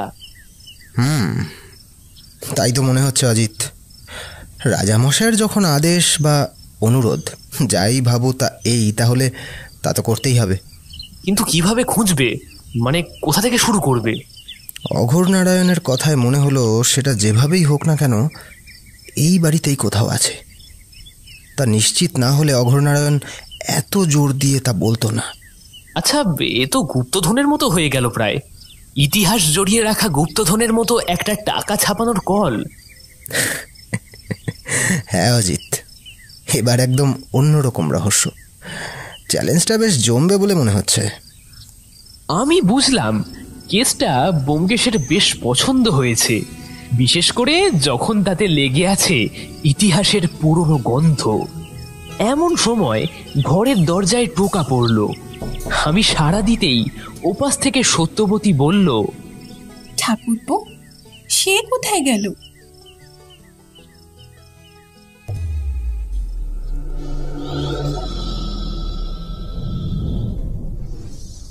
আজ রাজবাড়িতে মহালক্ষ্মী পুজো, সকাল থেকে তাই সবাই ব্যস্ত। অজয় নারায়ণ বাবু এখনো ফেরেননি, তাই মথুরামোহন বাবুকেই সবটা দেখতে হচ্ছে। আসলে আগে থেকেই সবটা সাজানো যেত, কিন্তু গতকাল ছিল শনিবার। এই দিনে পুজোর কোনো জিনিসপত্র বাড়িতে ঢুকবে না, অঘোর নারায়ণ বাবুর কড়া আদেশ ছিল। তাই আজ সকাল থেকেই এত ব্যস্ততা। অঘোর নারায়ণ বাবু উঠোনের একপাশে চেয়ার নিয়ে বসেছিলেন। মথুরামোহন বাবু একবার এপাশে তো একবার ওপাশে। ব্যোমকেশকেও দেখি মাঝে মাঝে কিছু নির্দেশ দিচ্ছে কাজের লোকগুলোকে।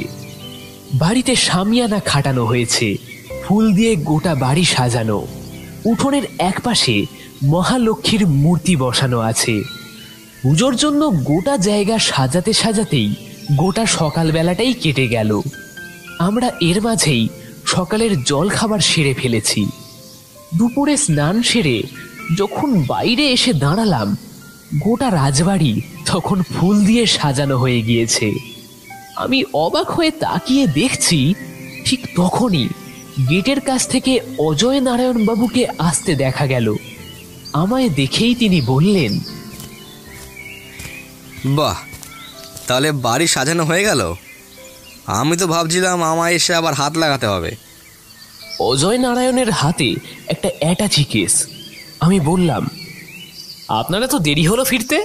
আরে ওদিকে মজুরদের একটা সমস্যা চলছিল, মিটিয়ে না এলে ওরা কাজ বলছে বন্ধ করে দেবে। আর একদিন কাজ বন্ধ মানে কত টাকা লস আপনি বুঝুন। সে কি, কেন? আরে আর বলবেন না, কয়েকদিন আগে মজুরদের মজুরি দেওয়া হয়েছিল, মানে দুবার করে দেওয়া হয় মাসে আর কি। তো তারা নাকি দোকান বাজার করতে গিয়ে দেখছে আসল নোটের সাথে তাদের কিছু জাল নোট দেওয়া হয়েছে। কিন্তু ব্যাপারটা একেবারেই অসম্ভব, কারণ আমি নিজেই সব টাকা পয়সা হিসাব করে দিয়ে আসি, তারপর ওই রঞ্জনলাল ও ওদের ডেকে দিয়ে দেয়। ব্যাপারটা খুবই রহস্যময়, বুঝলেন? আমি মনে মনে ভাবলাম, তাহলে অঘোরনারায়ণ ভুল কিছু বলেনি। তার হাতে যে জাল নোট এসেছে তাই হয়তো কারখানার মজুরদের হাতেও গেছে। ব্যাপারটা ব্যোমকেশকে জানানো দরকার। অজয় নারায়ণ বাড়িতে ঢুকে গেলেন। আমি ব্যোমকেশের খোঁজে তার ঘরের দিকে গেলাম। দরজার বাইরে থেকে শুনলাম, কাজ আর কাজ।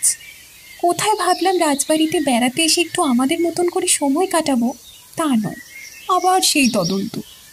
আহা, মন খারাপ করছো কেন সত্য? তুমিই তো আমার সেই রহস্য যা আমি আজ পর্যন্ত সমাধান করতে পারিনি। থাক, তোমার ওই কথার জালে তুমি অপরাধী ধরো কি, আমার ধরতে পারবে না। একবার ধরেছি যখন, এত সহজে ছাড়ছি না।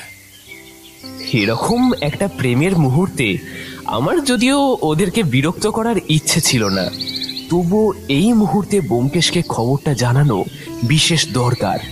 আমি তাই দরজায় টোকা দিলাম। ব্যোমকেশ ভেতর থেকে উত্তর দিল, এই সময় অজিত, কোনো খবর আছে নাকি? আমি অবাক হলাম। দরজা খুলে ব্যোমকেশ আবার বিছানায় গিয়ে বসলো। সত্যবতী একপাশে বসে আছে। তুমি কি করে বুঝলে আমি এসেছি? অন্য কেউও তো হতে পারতো। হতেই পারতো, যদি না কি? কথাটা আর শেষ হলো না, তার আগেই একজন চাকর এসে হাঁপাতে হাঁপাতে বলল, হ্যাঁ, আপনাদের রাজামশাই ডাকছেন, শিগগির চলুন, মথুরা মোহন বাবু সিঁড়ি থেকে পড়ে গিয়েছেন। আমরা হন্তদন্ত হয়ে দৌড়লাম সেদিকে। দেখি বড় হলঘরের চেয়ারে মথুরা মোহনবাবু বসে আছেন। তার জ্ঞান নেই, মাথার এক পাশ দিয়ে রক্ত বেয়ে নামছে। অঘোর নারায়ণবাবু হতভম্ব হয়ে আছেন। অজয় নারায়ণ হাতে তুলো আর ডেটল দিয়ে মাথার ক্ষত পরিষ্কার করে দিচ্ছেন। আমরা যেতেই অঘোর নারায়ণবাবু বললেন, কিভাবে কি হলো জানি না, আমি বাইরে থেকে ঢুকে দেখি মথুরা মোহন মেঝেতে পড়ে আছে। আরে আমিও তো নিজের ঘর থেকে বাইরে আসছিলাম, দেখলাম একটা চিৎকার। শুনে ছুটে এসে দেখছি ওই মথুরা মোহন বাবু সিঁড়ি থেকে গড়িয়ে নিচে পড়ছে। মথুরা মোহনের জ্ঞান এসেছে। সে বলছে তাকে কেউ যেন একজন ধাক্কা দিয়েছিল, তবে তার মাথায় অনেকখানি চোট লেগেছে, তাই সে বারবার জ্ঞান হারিয়ে ফেলছে। দেরি করা ঠিক হবে না, ওনাকে হাসপাতালে নিয়ে যেতে হবে। গাড়ি বার করতে বলো, এক্ষুনি হাসপাতালে যেতে হবে। গাড়িতে করে মথুরা মোহন বাবুকে নিয়ে অজয় নারায়ণ চলে গেলেন। ব্যোমকেশ যেতে চেয়েছিল, কিন্তু অজয় নারায়ণ বাবু আপত্তি করলেন। বাড়ির এত সুন্দর একটা পরিবেশ মুহূর্তে যেন কেমন বিষাদে বদলে গেল। আমি আমাদের ঘরে যেতে যেতেই ব্যোমকেশকে বললাম, ইস, অজয় নারায়ণ বাবু একটা কাপড় কিংবা অন্য কিছু নিয়ে গেলেন না, সারা রাস্তা রক্ত পড়তে পড়তে যাবে। আমার এই কথাতে ব্যোমকেশ একবার দেখলাম থমকে গেল। আমায় বলল, কি বললে অজিত? আরেকবার বলো। হ্যাঁ, কি বললাম?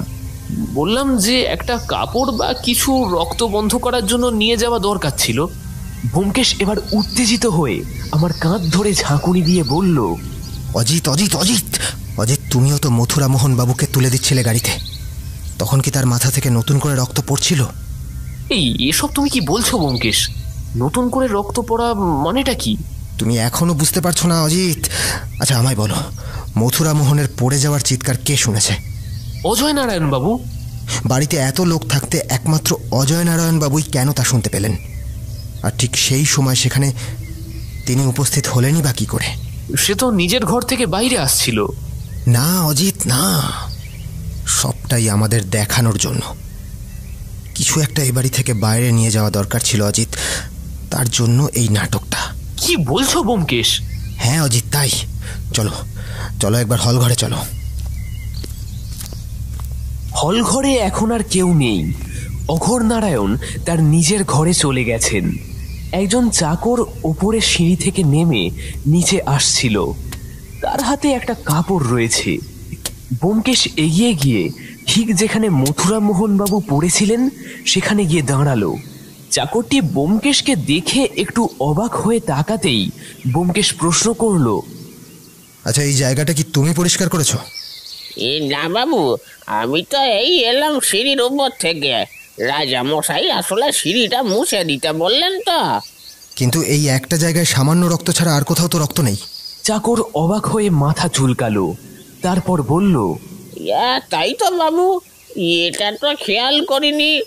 ব্যোমকেশ আমার দিকে এগিয়ে এলো। অত উঁচু সিঁড়ি দিয়ে মথুরা মোহন বাবু পড়লেন, অথচ রক্ত শুধু এই এক জায়গায়, তাও সামান্য।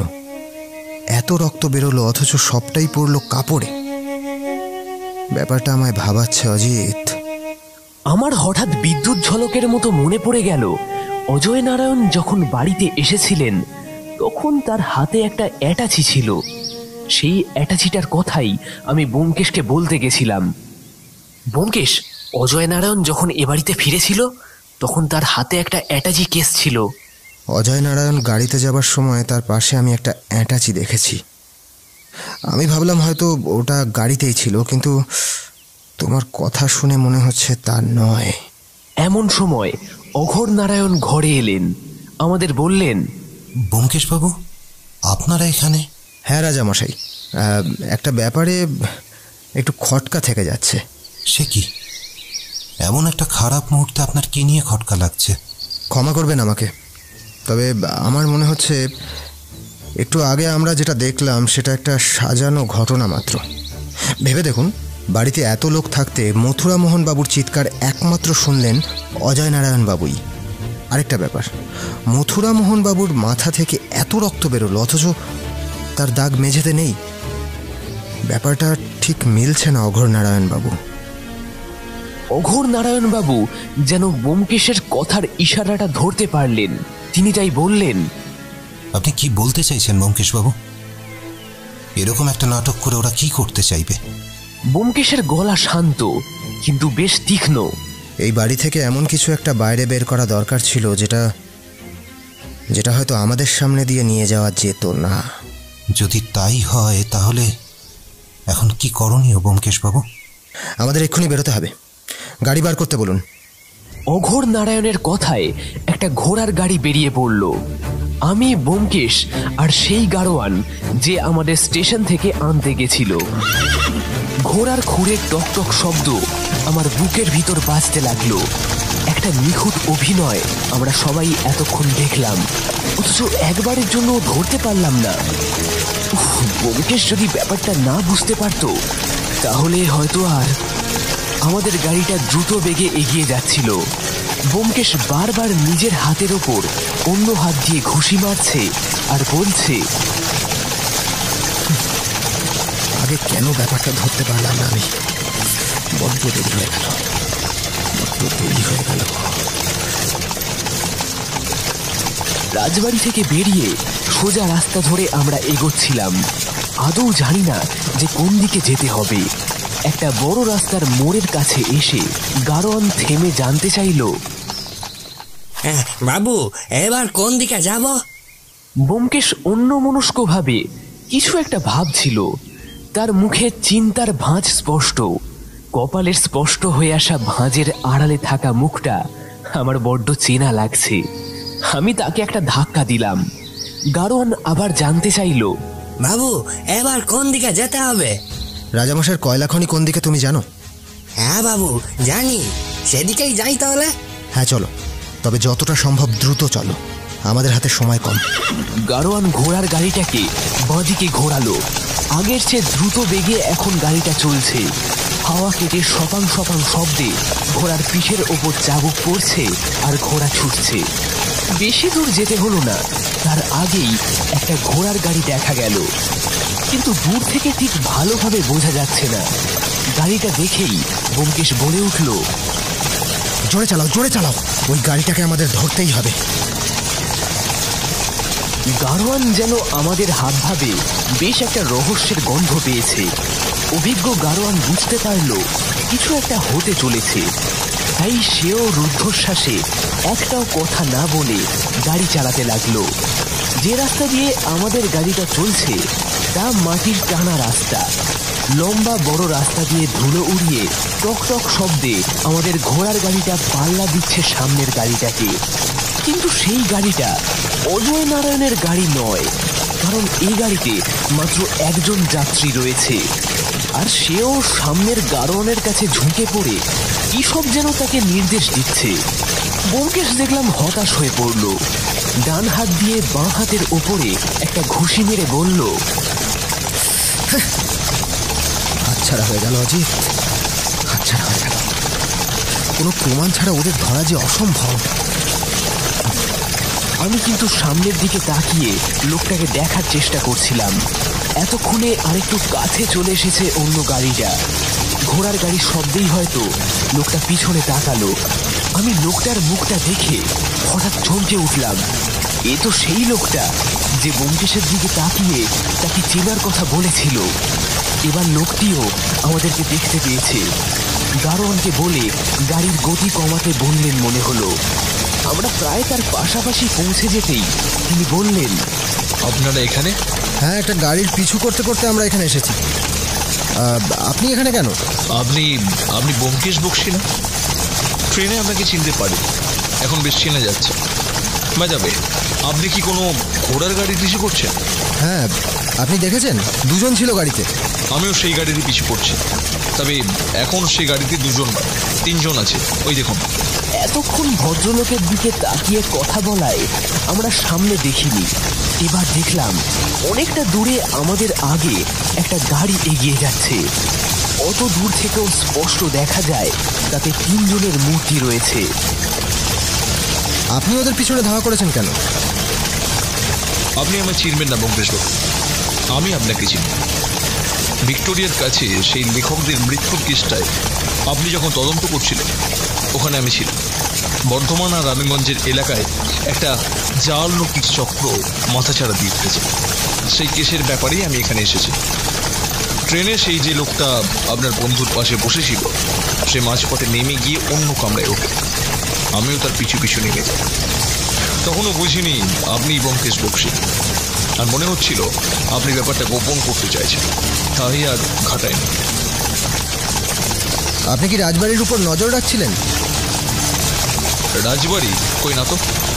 আমি ট্রেনের সেই লোকটাকে অনুসরণ করছি দুদিন পরে, কিন্তু হঠাৎ সে আমার চোখে ধুলো দিয়ে সরে পড়ে। আজ আবার দেখলাম সে একটা ঘোড়ার গাড়িতে উঠছে, তাই ফলো করলাম। ব্যোমকেশের মুখে কেমন যেন একটা অদ্ভুত হাসি। ওই গাড়িতে কে আছে জানেন? কে আছে বলুন তো? কাঞ্চনগড়ের রাজার একমাত্র ছেলে অজয় নারায়ণ আর তার সহকারী মথুরা মোহন দাস। আর আমার ধারণা যদি সঠিক হয়, তাহলে যাকে আপনি ফলো করছেন সে দাবার সৈন্য মাত্র। আসল রাজা আর মন্ত্রী ওই দুজন। সর্বনাশ, তাহলে রাজার ছেলেই পালের গোদা? আপনি ভুলে যাচ্ছেন, রাজা আর রাজা নেই, তাই এসব কথা আমি এক মনে বসে বসে শুনছি। আমাদের গাড়িটা প্রায় কাছাকাছি চলে এসেছে। হঠাৎ একটা কি যেন এসে আমাদের গাড়ির গায়ে লাগলো। ভদ্রলোক আমাদের উদ্দেশ্যে বললেন, সাবধান, ওরা আমাদের দেখতে পেয়েছে, গুলি ছুটছে। মুহূর্তে আমরা মাথা নিচু করে ফেললাম। এবার ব্যোমকেশ সেই ভদ্রলোক নিজের পকেট থেকে বন্দুক বার করেছে। ব্যোমকেশ চেঁচিয়ে উঠে গাড়োয়ান দুজনকে একটু দূরে দূরে গাড়ি চালাতে বলল। রাস্তার দুদিকে চলে যাও দুজন, যতটা সম্ভব মাথা নিচু করে থাকো। আমি রুদ্ধশ্বাসে তাকিয়ে এই লড়াই দেখতে লাগলাম। একটা গুলি আচমকা ছুটে এসে আমাদের গাড়ির ছাউনি ফুটো করে দিল। সামনের গাড়িটা দ্রুত এগিয়ে যাচ্ছে। আমাদের গাড়ি দুটো প্রাণপণে এগিয়ে যাওয়ার চেষ্টা করছে। আমাদের গাড়ির গাড়োয়ান হাঁপাতে হাঁপাতে বলল, বাবু, সামনে না বাঁদিকে একটা রাস্তা আছে, সেটা দিয়ে গেলে ওই গাড়িটার আগে আমরা পৌঁছে যাব। সোজা রাস্তাটা আরেকটু গিয়ে ওই বাঁদিকেই বাঁক নেবে, যাবো?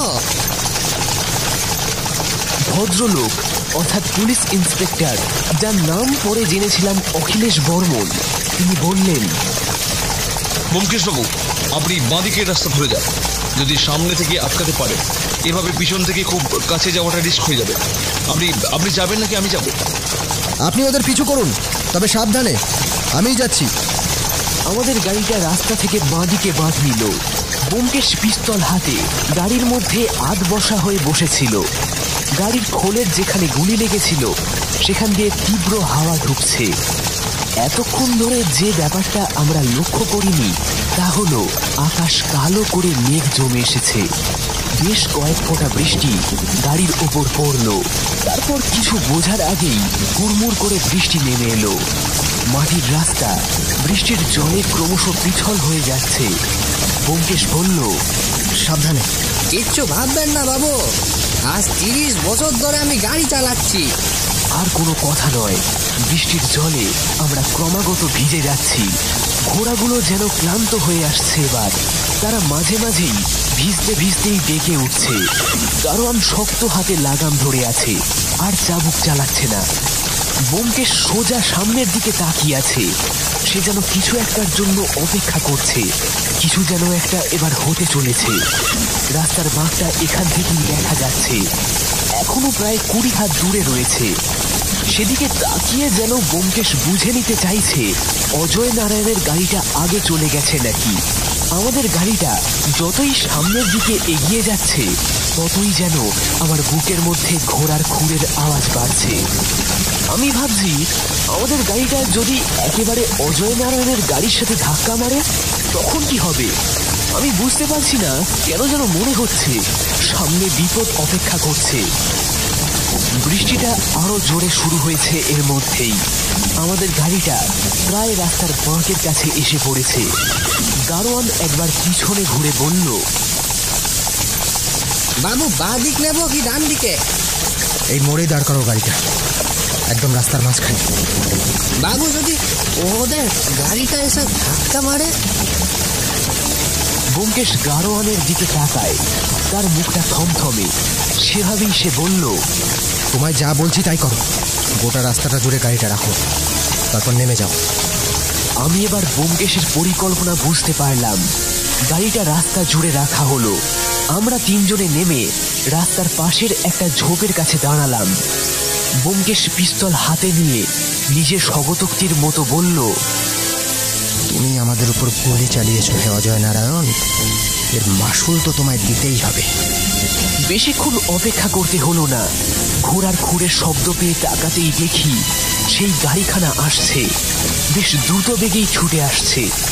এবার পিছনের একটা গাড়িও দেখা গেল। সেটা থেকে সেই ভদ্রলোক মাথা বার করে বলছেন, গাড়ি দাঁড় করাও, সারেন্ডার করো তোমরা। Hands up Ajay Narayan.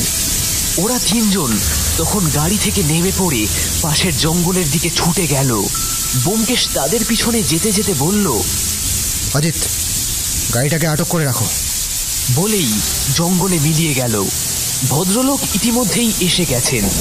বন্দুক তুলে তিনিও জঙ্গলে ঢুকলেন। ওদের ফেলে যাওয়া গাড়িটায় একটা অ্যাটাচি কেস রয়েছে। আমি জানি ওটায় কি আছে। আমি আর 2 গাড়োয়ান দাঁড়িয়ে আছি। ওদের গাড়ির গাড়োয়ান ভয়ে জড়সড় হয়ে গাড়ির ভেতর বসে আছে। পরপর 2টো গুলির শব্দ এলো, আর তার কিছুক্ষণ পরেই দেখি ব্যোমকেশ সেই লোকটাকে আর পুলিশ ভদ্রলোক অজয় নারায়ণ আর মথুরা মোহনকে নিয়ে হাজির হলো। আগের লোকটির পায়ে গুলি লেগেছে। বুঝলাম এই সেই ব্যক্তি যে আমাদের ওপর গুলি চালিয়েছিল। অজিত, গাড়ি ঘোরাতে বলো। একটা গাড়িতে আমি, তুমি, অজয় নারায়ণ আর মথুরা মোহন যাব, আর একটা আপনি আর এই ব্যক্তি। আরেকটা গাড়ি ছেড়ে দিন। পুলিশ ভদ্রলোক তার আনা গাড়ির ভাড়া মিটিয়ে ছেড়ে দিলেন। আমরা সবাই 2টো গাড়িতে রাজবাড়ির দিকে চলতে লাগলাম। পথে যেতে যেতে অজয় নারায়ণ বললেন, আপনার কাছে কিন্তু কোনো প্রমাণ নেই যে আমি এসবের সাথে যুক্ত আছি। আছে অজয় নারায়ণ বাবু, আছে। আপনার এই অ্যাটাচি কেসটা। তারপর আপনার কারখানার কয়েকজনকে জেরা করলেই বাকিটা বেরিয়ে পড়বে। আর সেই কাজটা আমাদের পুলিশ ইন্সপেক্টর কিছুটা সেরেই রেখেছে। তবে প্ল্যানটা ভালোই করেছিলেন, কিন্তু শুধু আরেকটু রক্ত মেঝেতে ফেললেই ব্যাপারটা হয়ে যেত। তবে মাছের রক্তের গন্ধ চাপা দেওয়ার জন্য ওই পারফিউমের ব্যবহারটা কিন্তু মারাত্মক বুদ্ধি ছিল। মথুরা মোহন বাবু এতক্ষণ চুপ করেছিলেন। তিনি আবার বললেন, আমি কিছু করিনি, উনি আমাকে ভয় দেখিয়ে এইসব করতে বাধ্য করেন। এখন আর কোনো কথা নয়, যা হবে একেবারে রাজবাড়িতে গিয়ে। আমাদের গাড়ি দুটো দুলকি চালে চলতে লাগলো। বৃষ্টি এতক্ষণে থেমে গেছে।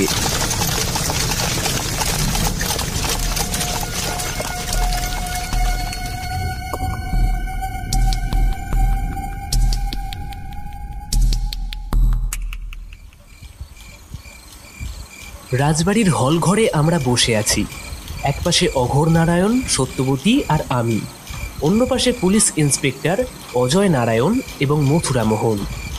ব্যোমকেশ উঠে দাঁড়িয়ে মোমবাতিগুলো দেখলাম নেড়ে চেড়ে দেখছে। ঘরে পিন পড়ার মতো নীরবতা বিরাজ করছে। অঘোর নারায়ণ বাবু বারবার যেন অধৈর্য হয়ে পড়ছেন। তার কপালে ঘাম জমেছে, ফর্সা নাকের পাটা ফুলে গেছে, তাঁর মুখটা যেন রাগে থমথম করছে। তিনি এবার অজয় নারায়ণের দিকে তাকিয়ে বললেন, কেন অজয়, কেন তুমি এরকম একটা কাজ কেন করতে গেলে?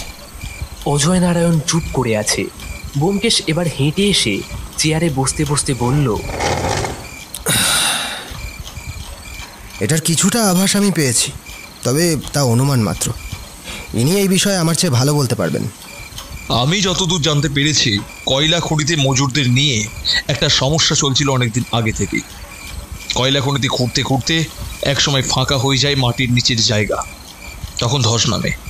সেই সময় অনেকে চাপা পড়ে মারা যায়। এই রকম একটা ঘটনায় এই রথীন্দ্র মল্লিকের সাথে যোগাযোগ হয় অজয় নারায়ণের। এই অজয় নারায়ণকে সাহায্য করে মজুরদের বেশি টাকা দিয়ে কাজ করাতে। আশা করি এইসব কথা আপনি জানেন না। শেষ প্রশ্নটা অঘোর নারায়ণের দিকে নির্দেশ করে করলেন ইন্সপেক্টর। না, এসব তো কিছুই বলেনি আমায়ও। এবার বাকিটা আমি বলি, ভুল হলে ধরিয়ে দেবেন। প্রথমে হয়তো স্বাভাবিকভাবেই জানাতে চাননি, পরে যুক্ত হয় আরেকটা কারণ, ওই জাল নোট ছাপা।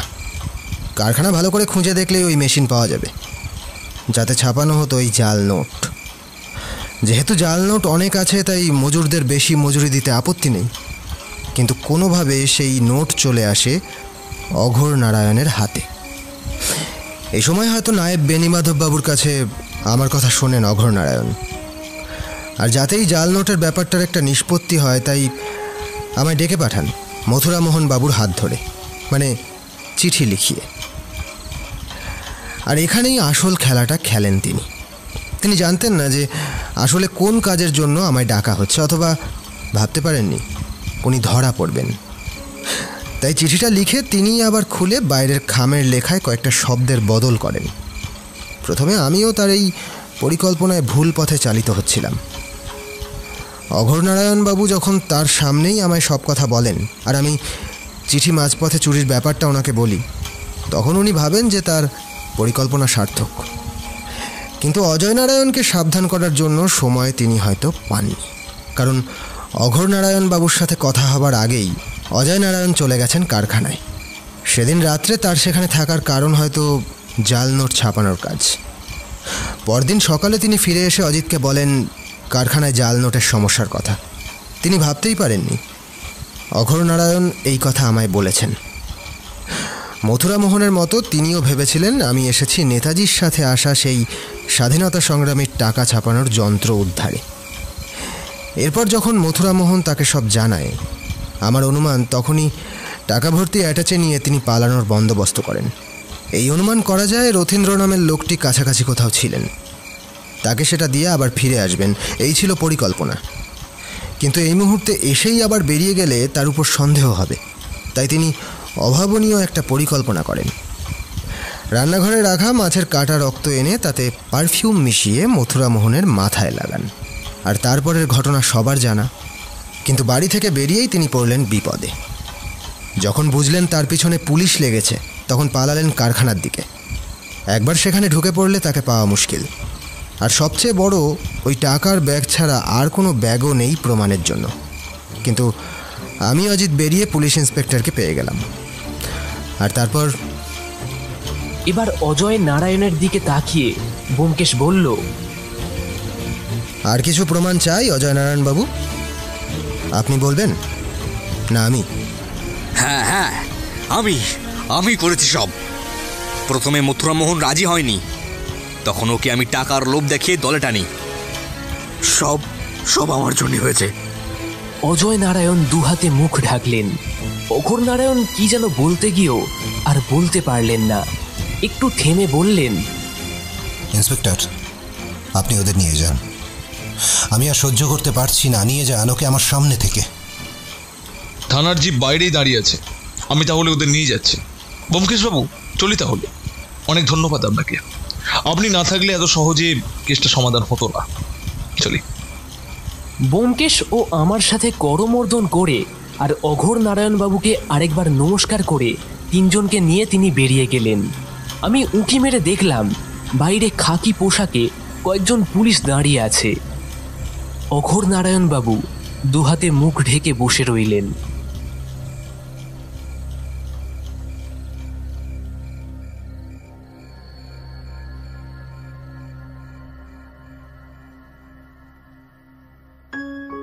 এত ঘটনা ঘটার পরেও মহালক্ষ্মী পুজো কিন্তু নির্দিষ্ট লগ্নেই সমাপ্ত হল। অঘোর নারায়ণবাবুর মানসিক অবস্থার অবনতি তার শারীরিক অবস্থাতেও বেশ প্রভাব ফেলেছিল। তিনি বলেই ফেলেছিলেন, আজকের পুজোতে আমি থাকবো না, তোমরা যা পারো করো। আমি তো ছাড়, ব্যোমকেশও কেমন যেন একটু হতভম্ব হয়ে পড়েছিল এই কথায়। বাড়ির কাজের লোকগুলো মাথা নিচু করে একপাশে দাঁড়িয়েছিল। তাদের মুখগুলো কেমন যেন চুন হয়ে গেছে। কিন্তু পরিত্রাতা রূপে উদয় হল আর কেউ নয়, স্বয়ং সত্যবতী। আমাদের অবাক মুখের সামনে দিয়ে এগিয়ে গিয়ে অঘোর নারায়ণের হাত ধরে বসে পড়ল তার সামনে। অঘোর নারায়ণবাবু অবাক হয়ে তার দিকে তাকালেন। সত্যবতী শান্ত অথচ স্পষ্ট গলায় বলল, মায়ের পুজোয় আপনি না থাকলে যে মা রুষ্ট হবেন। যা হবার তা তো হয়ে গেছে। এখানে এতগুলো মানুষ আপনার জন্যই অপেক্ষা করছে, অথচ তারা আপনাকে কিছুই বলতে পারছে না। কেন জানেন? আপনাকে শ্রদ্ধা করে তাই। আমি আপনার মেয়ের মতো, আমি আপনাকে বলছি এই পুজোয় আপনার থাকা দরকার। অঘোর নারায়ণ ফ্যাল ফ্যাল করে কিছুক্ষণ সত্যবতীর দিকে চেয়ে রইলেন। তারপর তার হাতটা শক্ত করে চেপে ধরলেন। তার দু চোখের কোলবে দুফোঁটা চোখের জল নেমে এলো। সত্যবতী মৃদু হেসে সেই জল মুছিয়ে দিল। ব্যাপারটার আকস্মিকতা আর অবাক করার মুহূর্তটাকে ঠিক ভাষায় প্রকাশ করার ক্ষমতা আমার মতো সাহিত্যিকেরও নেই। শুধু আমি দেখলাম সত্যবতীর হাত ধরে কম্পিত শরীরে উঠে দাঁড়িয়ে অঘোর নারায়ণ তার সেই গম্ভীর ভরাট গলায় বললেন, পুজোর আয়োজন করো। পুজো এবার বেশ ভালোভাবেই মিটল। অঘোর নারায়ণের সাথে হাতে হাত লাগিয়ে পুজোর কাজ করল সত্যবতী। পুজো শেষে অঘোর নারায়ণ সত্যবতীর মাথায় হাত রেখে বললেন, মা, তুমি মনে হয় আগের জন্মে আমার নিজের মেয়েই ছিলে। এই জন্মেও তো আছি। রাত্রে খাওয়া দাওয়ার পর নিজের ঘরে আমি শুয়ে আছি। এমন সময় ব্যোমকেশ আমার ঘরে এসে ঢুকলো। আমি একপাশে সরে বসে বললাম, তাহলে ব্যোমকেশ, আমরা ফিরছি কবে? ফিরছি কেন? কাজ তো কিছুই হয়নি। বারে, অজয় নারায়ণ ধরা পড়লো, জাল নোটের রহস্য তো সমাধান হয়ে গেল, আবার কি চাই? আরে আসল রহস্য তো এখনো বাকি। সেই নেতাজির রেখে যাওয়া স্বাধীনতা সংগ্রামের বানানো টাকা ছাপানোর যন্ত্র। সত্যি বলতে কি, আমি এই ব্যাপারটা একদম ভুলেই গিয়েছিলাম। আসলে এই কদিনে এত কিছু ঘটে গেছে, তারপর আর এসব কিছু মনে রাখা আমার মতো সাধারণ মাথার পক্ষে অন্তত সম্ভব নয়। কিন্তু ব্যোমকেশ তো ব্যোমকেশই। পরদিন থেকে ব্যোমকেশ রায় বংশের জন্ম তালিকা থেকে শুরু করে তাদের পূর্বপুরুষের রেখে যাওয়া সমস্ত সঞ্চিত ডায়েরি বা বইপত্র পড়তে শুরু করে দিল। এদিকে সত্যবতী যেন অঘোর নারায়ণের মেয়ের মতোই হয়ে গেছে। তার সারা দিনের খাবার, ওষুধ আরো সমস্ত কিছু সেই ঠিক করে দিচ্ছে। আমারও সেই অবসরে হাভেলি ও তার চারপাশ দেখার সময়ও বেরিয়ে এলো। সারাদিন হাভেলির আশেপাশে ঘুরে বেড়াই, সত্যবতীর ডাকে খেতে আসি, মাঝে মাঝে ব্যোমকেশের ঘরে গিয়ে তার কাজ দেখি। এভাবেই দুদিন কাটলো। হাভেলির কোথায় কি আছে তা আমার বেশ ভালোই জানা হয়ে গেছে। হাভেলির পিছনে উঁচু পাঁচিলের ওপারে বেশ বড় একটা ঝিল আছে। এপারে সারি দেওয়া সুপারি আর নারকেলের গাছ, বাঁদিকে বড় বাগান, ডান দিকেও একটা বাগান আছে। তবে নানা ফল আর ফুলের গাছ তাতে আছে। তবে বাম দিকে একটা বড় আম গাছের সামনে অনেকটা জায়গা ফাঁকা আছে। এটা যে কেন রাখা হয়েছে সেটা ঠিক আমি বুঝলাম না। শেষ রহস্যটাও যে এত তাড়াতাড়ি সমাধান হয়ে যাবে তা আমার সত্যিই জানা ছিল না। একদিন দুপুরে নিজের ঘরে বসে আছি, ব্যোমকেশ এমন সময় হন্তদন্ত হয়ে আমার দরজায় এসে হাজির হলো। ওর মুখে উচ্ছ্বাসের হাসি। আমার কাঁধ ধরে ঝাঁকিয়ে বলল, অজিত অজিত অজিত অজিত, পেয়ে গেছি সেই লুকিয়ে রাখা টাকা ছাপানোর যন্ত্রের সন্ধান। সে কি? কোথায় পেলে? অঘোরনারায়ণ বাবুর পূর্বপুরুষের নথি আর ডায়েরিগুলো পড়ছিলাম। এইটা দেখো। বলেই ব্যোমকেশ ডায়েরির একটা নির্দিষ্ট পাতা খুলল। হলদে হয়ে যাওয়া ডায়েরির পাতাটা আমার সামনে মেলে দেখালো। এই যে এই জায়গাটা দেখো অজিত, এটা সমর নারায়ণের ডায়েরি। তিনি প্রতিনিয়ত দিনলিপি লিখতেন। এটা যেদিন ইংরেজ এ বাড়িতে হামলা চালালো তার 2 দিন আগের কথা। মন দিয়ে শোনো। শত্রু ঘিরে আছে চারপাশে, এরকমটা আগে মনে হয়নি। আসলে যারা বিশ্বস্ত তারাই যদি শত্রু হয় তাহলে আর কি করা যায়। নেতাজি স্বপ্ন দেখিয়েছেন দেশ স্বাধীন করার, কিন্তু ততদিন কি পারবো তাকে লুকিয়ে রাখতে? আর সেই মন্দির, যার কাছে মাথা নত করতে পারলে সে দেবে যুদ্ধের জন্য রসদ, যেখানে সূর্যের আলো গিয়ে মিশেছে জলের সাথে, অথচ অন্ধকার ঠান্ডা। সেই পথে আছে সেই মন্দিরের রাস্তা। বুঝতে পারছো অজিত? বুঝতে পারছো? না ব্যোমকেশ, আমি তো কিছুই বুঝতে পারছি না। উফ অজিত, সূর্যের আলো জলে মেশে কোথায়? নদীতে বা ঝিলে? এই বাড়ির পিছনে কিন্তু একটা ঝিল আছে। রোসো অজিত, রোসো। অন্ধকার আর ঠান্ডা, সূর্যের আলোর সাথে অন্ধকার কোথায় থাকে? ধুর, আমার মাথায় কিছুই ঢুকছে না। থাক, তোমায় আর ভাবতে হবে না। চলো অঘোরনারায়ণ বাবুর কাছে চলো।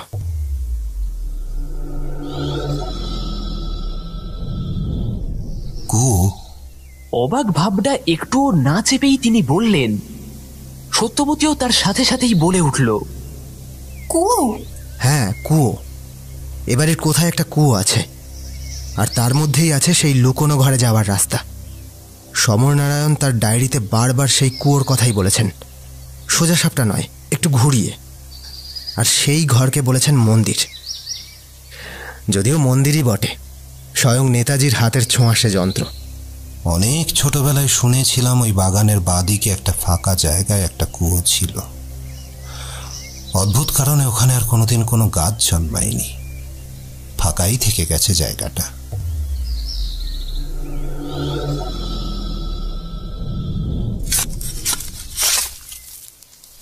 চারজন লোক সকাল থেকেই ঝপাঝপ কোদাল চালাচ্ছে।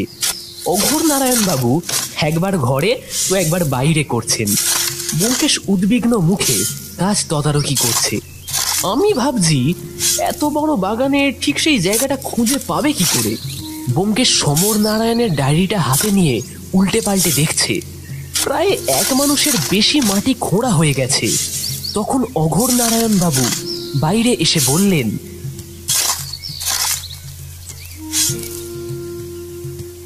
তার কথা শেষ হবার আগেই ব্যোমকেশ বলে উঠল, ওর নিচেই আছে কুয়োটা। কারণ সমরনারায়ণ লিখে গেছেন মন্দির সবার হাতে রেখে গেলে হবে না, তাই তা লুকিয়ে রেখে গেলাম, আর তার উপরে রেখে গেলাম নতুন জীবন। এবার আর বেশি সময় লাগলো না। আম গাছের শিকড় যখন উপড়ানো হলো তখন প্রায় দুপুর হয়েছে। স্নান খাওয়া ভুলে আমরা সবাই অপেক্ষা করতে লাগলাম। এক সময় মাটি কাটার লোকেরা বলল, এখানে ভেজা ভেজা মাটি দেখছে বাবু। ঠিক আছে, আরো খোঁড়ো। প্রায় 3 মানুষ মাটি খুঁড়তেই কুয়োর উপরটা নজরে পড়ল। এবার বালতি এলো, বালতিতে করে নরম মাটি উঠতে লাগলো। কুয়োটা সবার সামনে এবার স্পষ্ট দেখা যাচ্ছে। অঘোরনারায়ণবাবু ঠায় দাঁড়িয়ে রইলেন। ব্যোমকেশ খালি পায়চারি করছে। মাটি কাটার লোকগুলো কোমরে দড়ি বেঁধে কাজ করছে। তারা কুয়োর ধার ঘেঁষে ঘেঁষে এবার মাটি কাটছে। বাবু, এখানে কি যেন একটা আছে। ব্যোমকেশ এবার এগিয়ে গেল। কুয়োর প্রায় মাঝামাঝি ওরা আছে। একটা নির্দিষ্ট দিকে ওরা নির্দেশ করছে। ব্যোমকেশ তাকে উঠে আসতে বলল। তুমি উঠে এসো, আমি নামবো। আমি, সত্যবতী আর অঘোর নারায়ণ ব্যোমকেশকে একসাথে বাধা দিলাম, কিন্তু ব্যোমকেশ শুনলই না। কোমরে দড়ি বেঁধে নেমে পড়ল। একটা হাতুড়ি নিয়ে দুজন লোক আর ব্যোমকেশ মিলে কি যেন ভাঙছে। তারপর ব্যোমকেশের চিৎকার শুনতে পেলাম, পেয়েছি অজিত। আমরা উঁকি মেরে দেখি কুয়োর এক পাশের গা মাঝখান থেকে চৌকো ফুটো হয়ে আছে। তার মধ্যে হাত গলিয়ে ব্যোমকেশ বলল, একটা টর্চ নিয়ে এসো অজিত। হাভেলির একজন চাকর একটা টর্চ এনে দিল। সেটা হাতে নিয়ে ব্যোমকেশ ভেতরে ঢুকলো। আমরা রুদ্ধশ্বাসে অপেক্ষা করতে লাগলাম। ব্যোমকেশ যখন বেরিয়ে এলো, তার সারা গা তখন ঘামে ভিজে গেছে। গায়ে কাদা আর শ্যাওলা লেগে আছে। ব্যোমকেশ উঠে বলল, রাজামশাই, সবাইকে চলে যেতে বলুন। ব্যোমকেশের গলায় কি যেন একটা ছিল। আমরা তাই বেশি কিছু আর বলতে পারলাম না।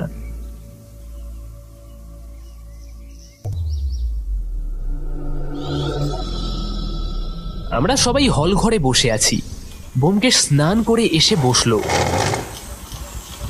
অঘোর নারায়ণবাবু বললেন, কি দেখলেন ব্যোমকেশ বাবু? টর্চ ভেতরে ফেলতেই দেখলাম অন্ধকার। তারপর এদিক ওদিক তাকাতেই দেখি সামনে সেই টাকা ছাপানোর যন্ত্র, আর তার পাশে হেলান দিয়ে বসে আছে একটা নরকঙ্কাল। কত বছর ধরে সেভাবে সেখানেই বসে আছে। ভালো করে যন্ত্রটা দেখলাম, যন্ত্রের একটা কিছু নিচে পড়েছিল, আর সেটা হাতে নিতেই ব্যোমকেশ এবার চুপ করল। আমরা সবাই অপেক্ষা করতে লাগলাম। ব্যোমকেশ আবার বলে উঠল, হাতে নিতেই সেটা ধুলোর মতো গুঁড়ো হয়ে পড়ে গেল। অঘোর নারায়ণবাবু এবার অবাক হয়ে বললেন, তাহলে আপনাকে একটা কথা বলি অঘোর নারায়ণবাবু, অনেক ইতিহাস তার নিজের মতো ইতিহাস হয়ে থাকতেই ভালোবাসে। তাকে নিয়ে নাড়াঘাটা করতে গেলেই সে হারিয়ে যায়। সমরনারায়ণের যে মন্দিরে স্বয়ং নেতাজি পা রেখেছেন, তা হয়ে গেছে নেতাজির ছাপাখানা। তাকে আর সবার সামনে আনা যাবে না। তা করতে গেলেই হারিয়ে যাবে অন্ধকারে, যেখানে সূর্যের আলো মেশে জলের সাথে। আপনি কথা দিন আমায়, আপনি ওই কুয়ো বুঝিয়ে ফেলবেন, আর কোনোদিন যেন কেউ না জানে ওর কথা। আমি আপনাকে কথা দিলাম ব্যোমকেশ বাবু, ও জায়গার কথা কেউ আর জানবে না, কেউ না। ব্যোমকেশের শেষ কথাগুলো যেন ঘরের হাওয়ায় উড়তে উড়তে মিলিয়ে যায়।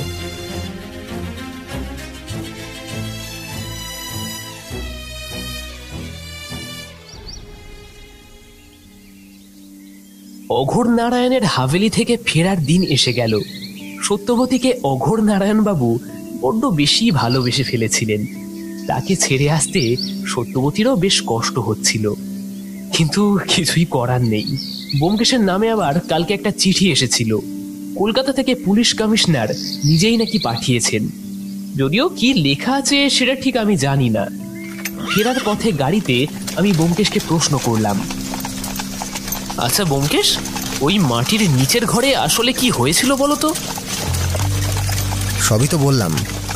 তাহলে সব সত্যি বললে কি? হ্যাঁ অজিত, শুধু একটা কথাই বলিনি। কি? আমার বদলে এবার সত্যবতী প্রশ্ন করলো। ব্যোমকেশ বাইরের দিকে তাকিয়ে বলল, মাটির নিচে সেই ঘরে একজনের নরকঙ্কাল নয়, ছিল দুজনের। আমাদের গাড়িটা তখন হাভেলি ছেড়ে স্টেশনের দিকে জোরে ছুটছে। বাইরে বেশ গরম পড়েছে, তার সাথে একটা শব্দও যেন ভেসে আসছে, টক টক টক করে।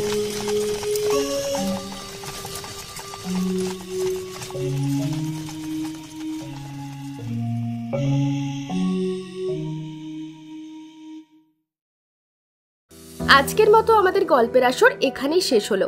আপনারা এতক্ষণ শুনছিলেন লেখক সুকান্ত দাসের কলমে ভয়ানক খুনের রহস্য। গল্পটা শুনে কেমন লাগলো এবং এই সিরিজের আরো গল্প শুনতে হলে কমেন্ট করতে ভুলবেন না। আরো তাড়াতাড়ি এরকম আমরা অনেক গল্প আনবো, কথা দিচ্ছি। আর খুব বেশি ভালো লাগলে আমাদের গল্পের আসরকে সাবস্ক্রাইব করতে ভুলবেন না কিন্তু। জোরাজুরি নেই, যদি ভালো লাগে তবেই। তাহলে সবাই খুব ভালোবাসা নেবেন আর অনেক ভালো থাকবেন।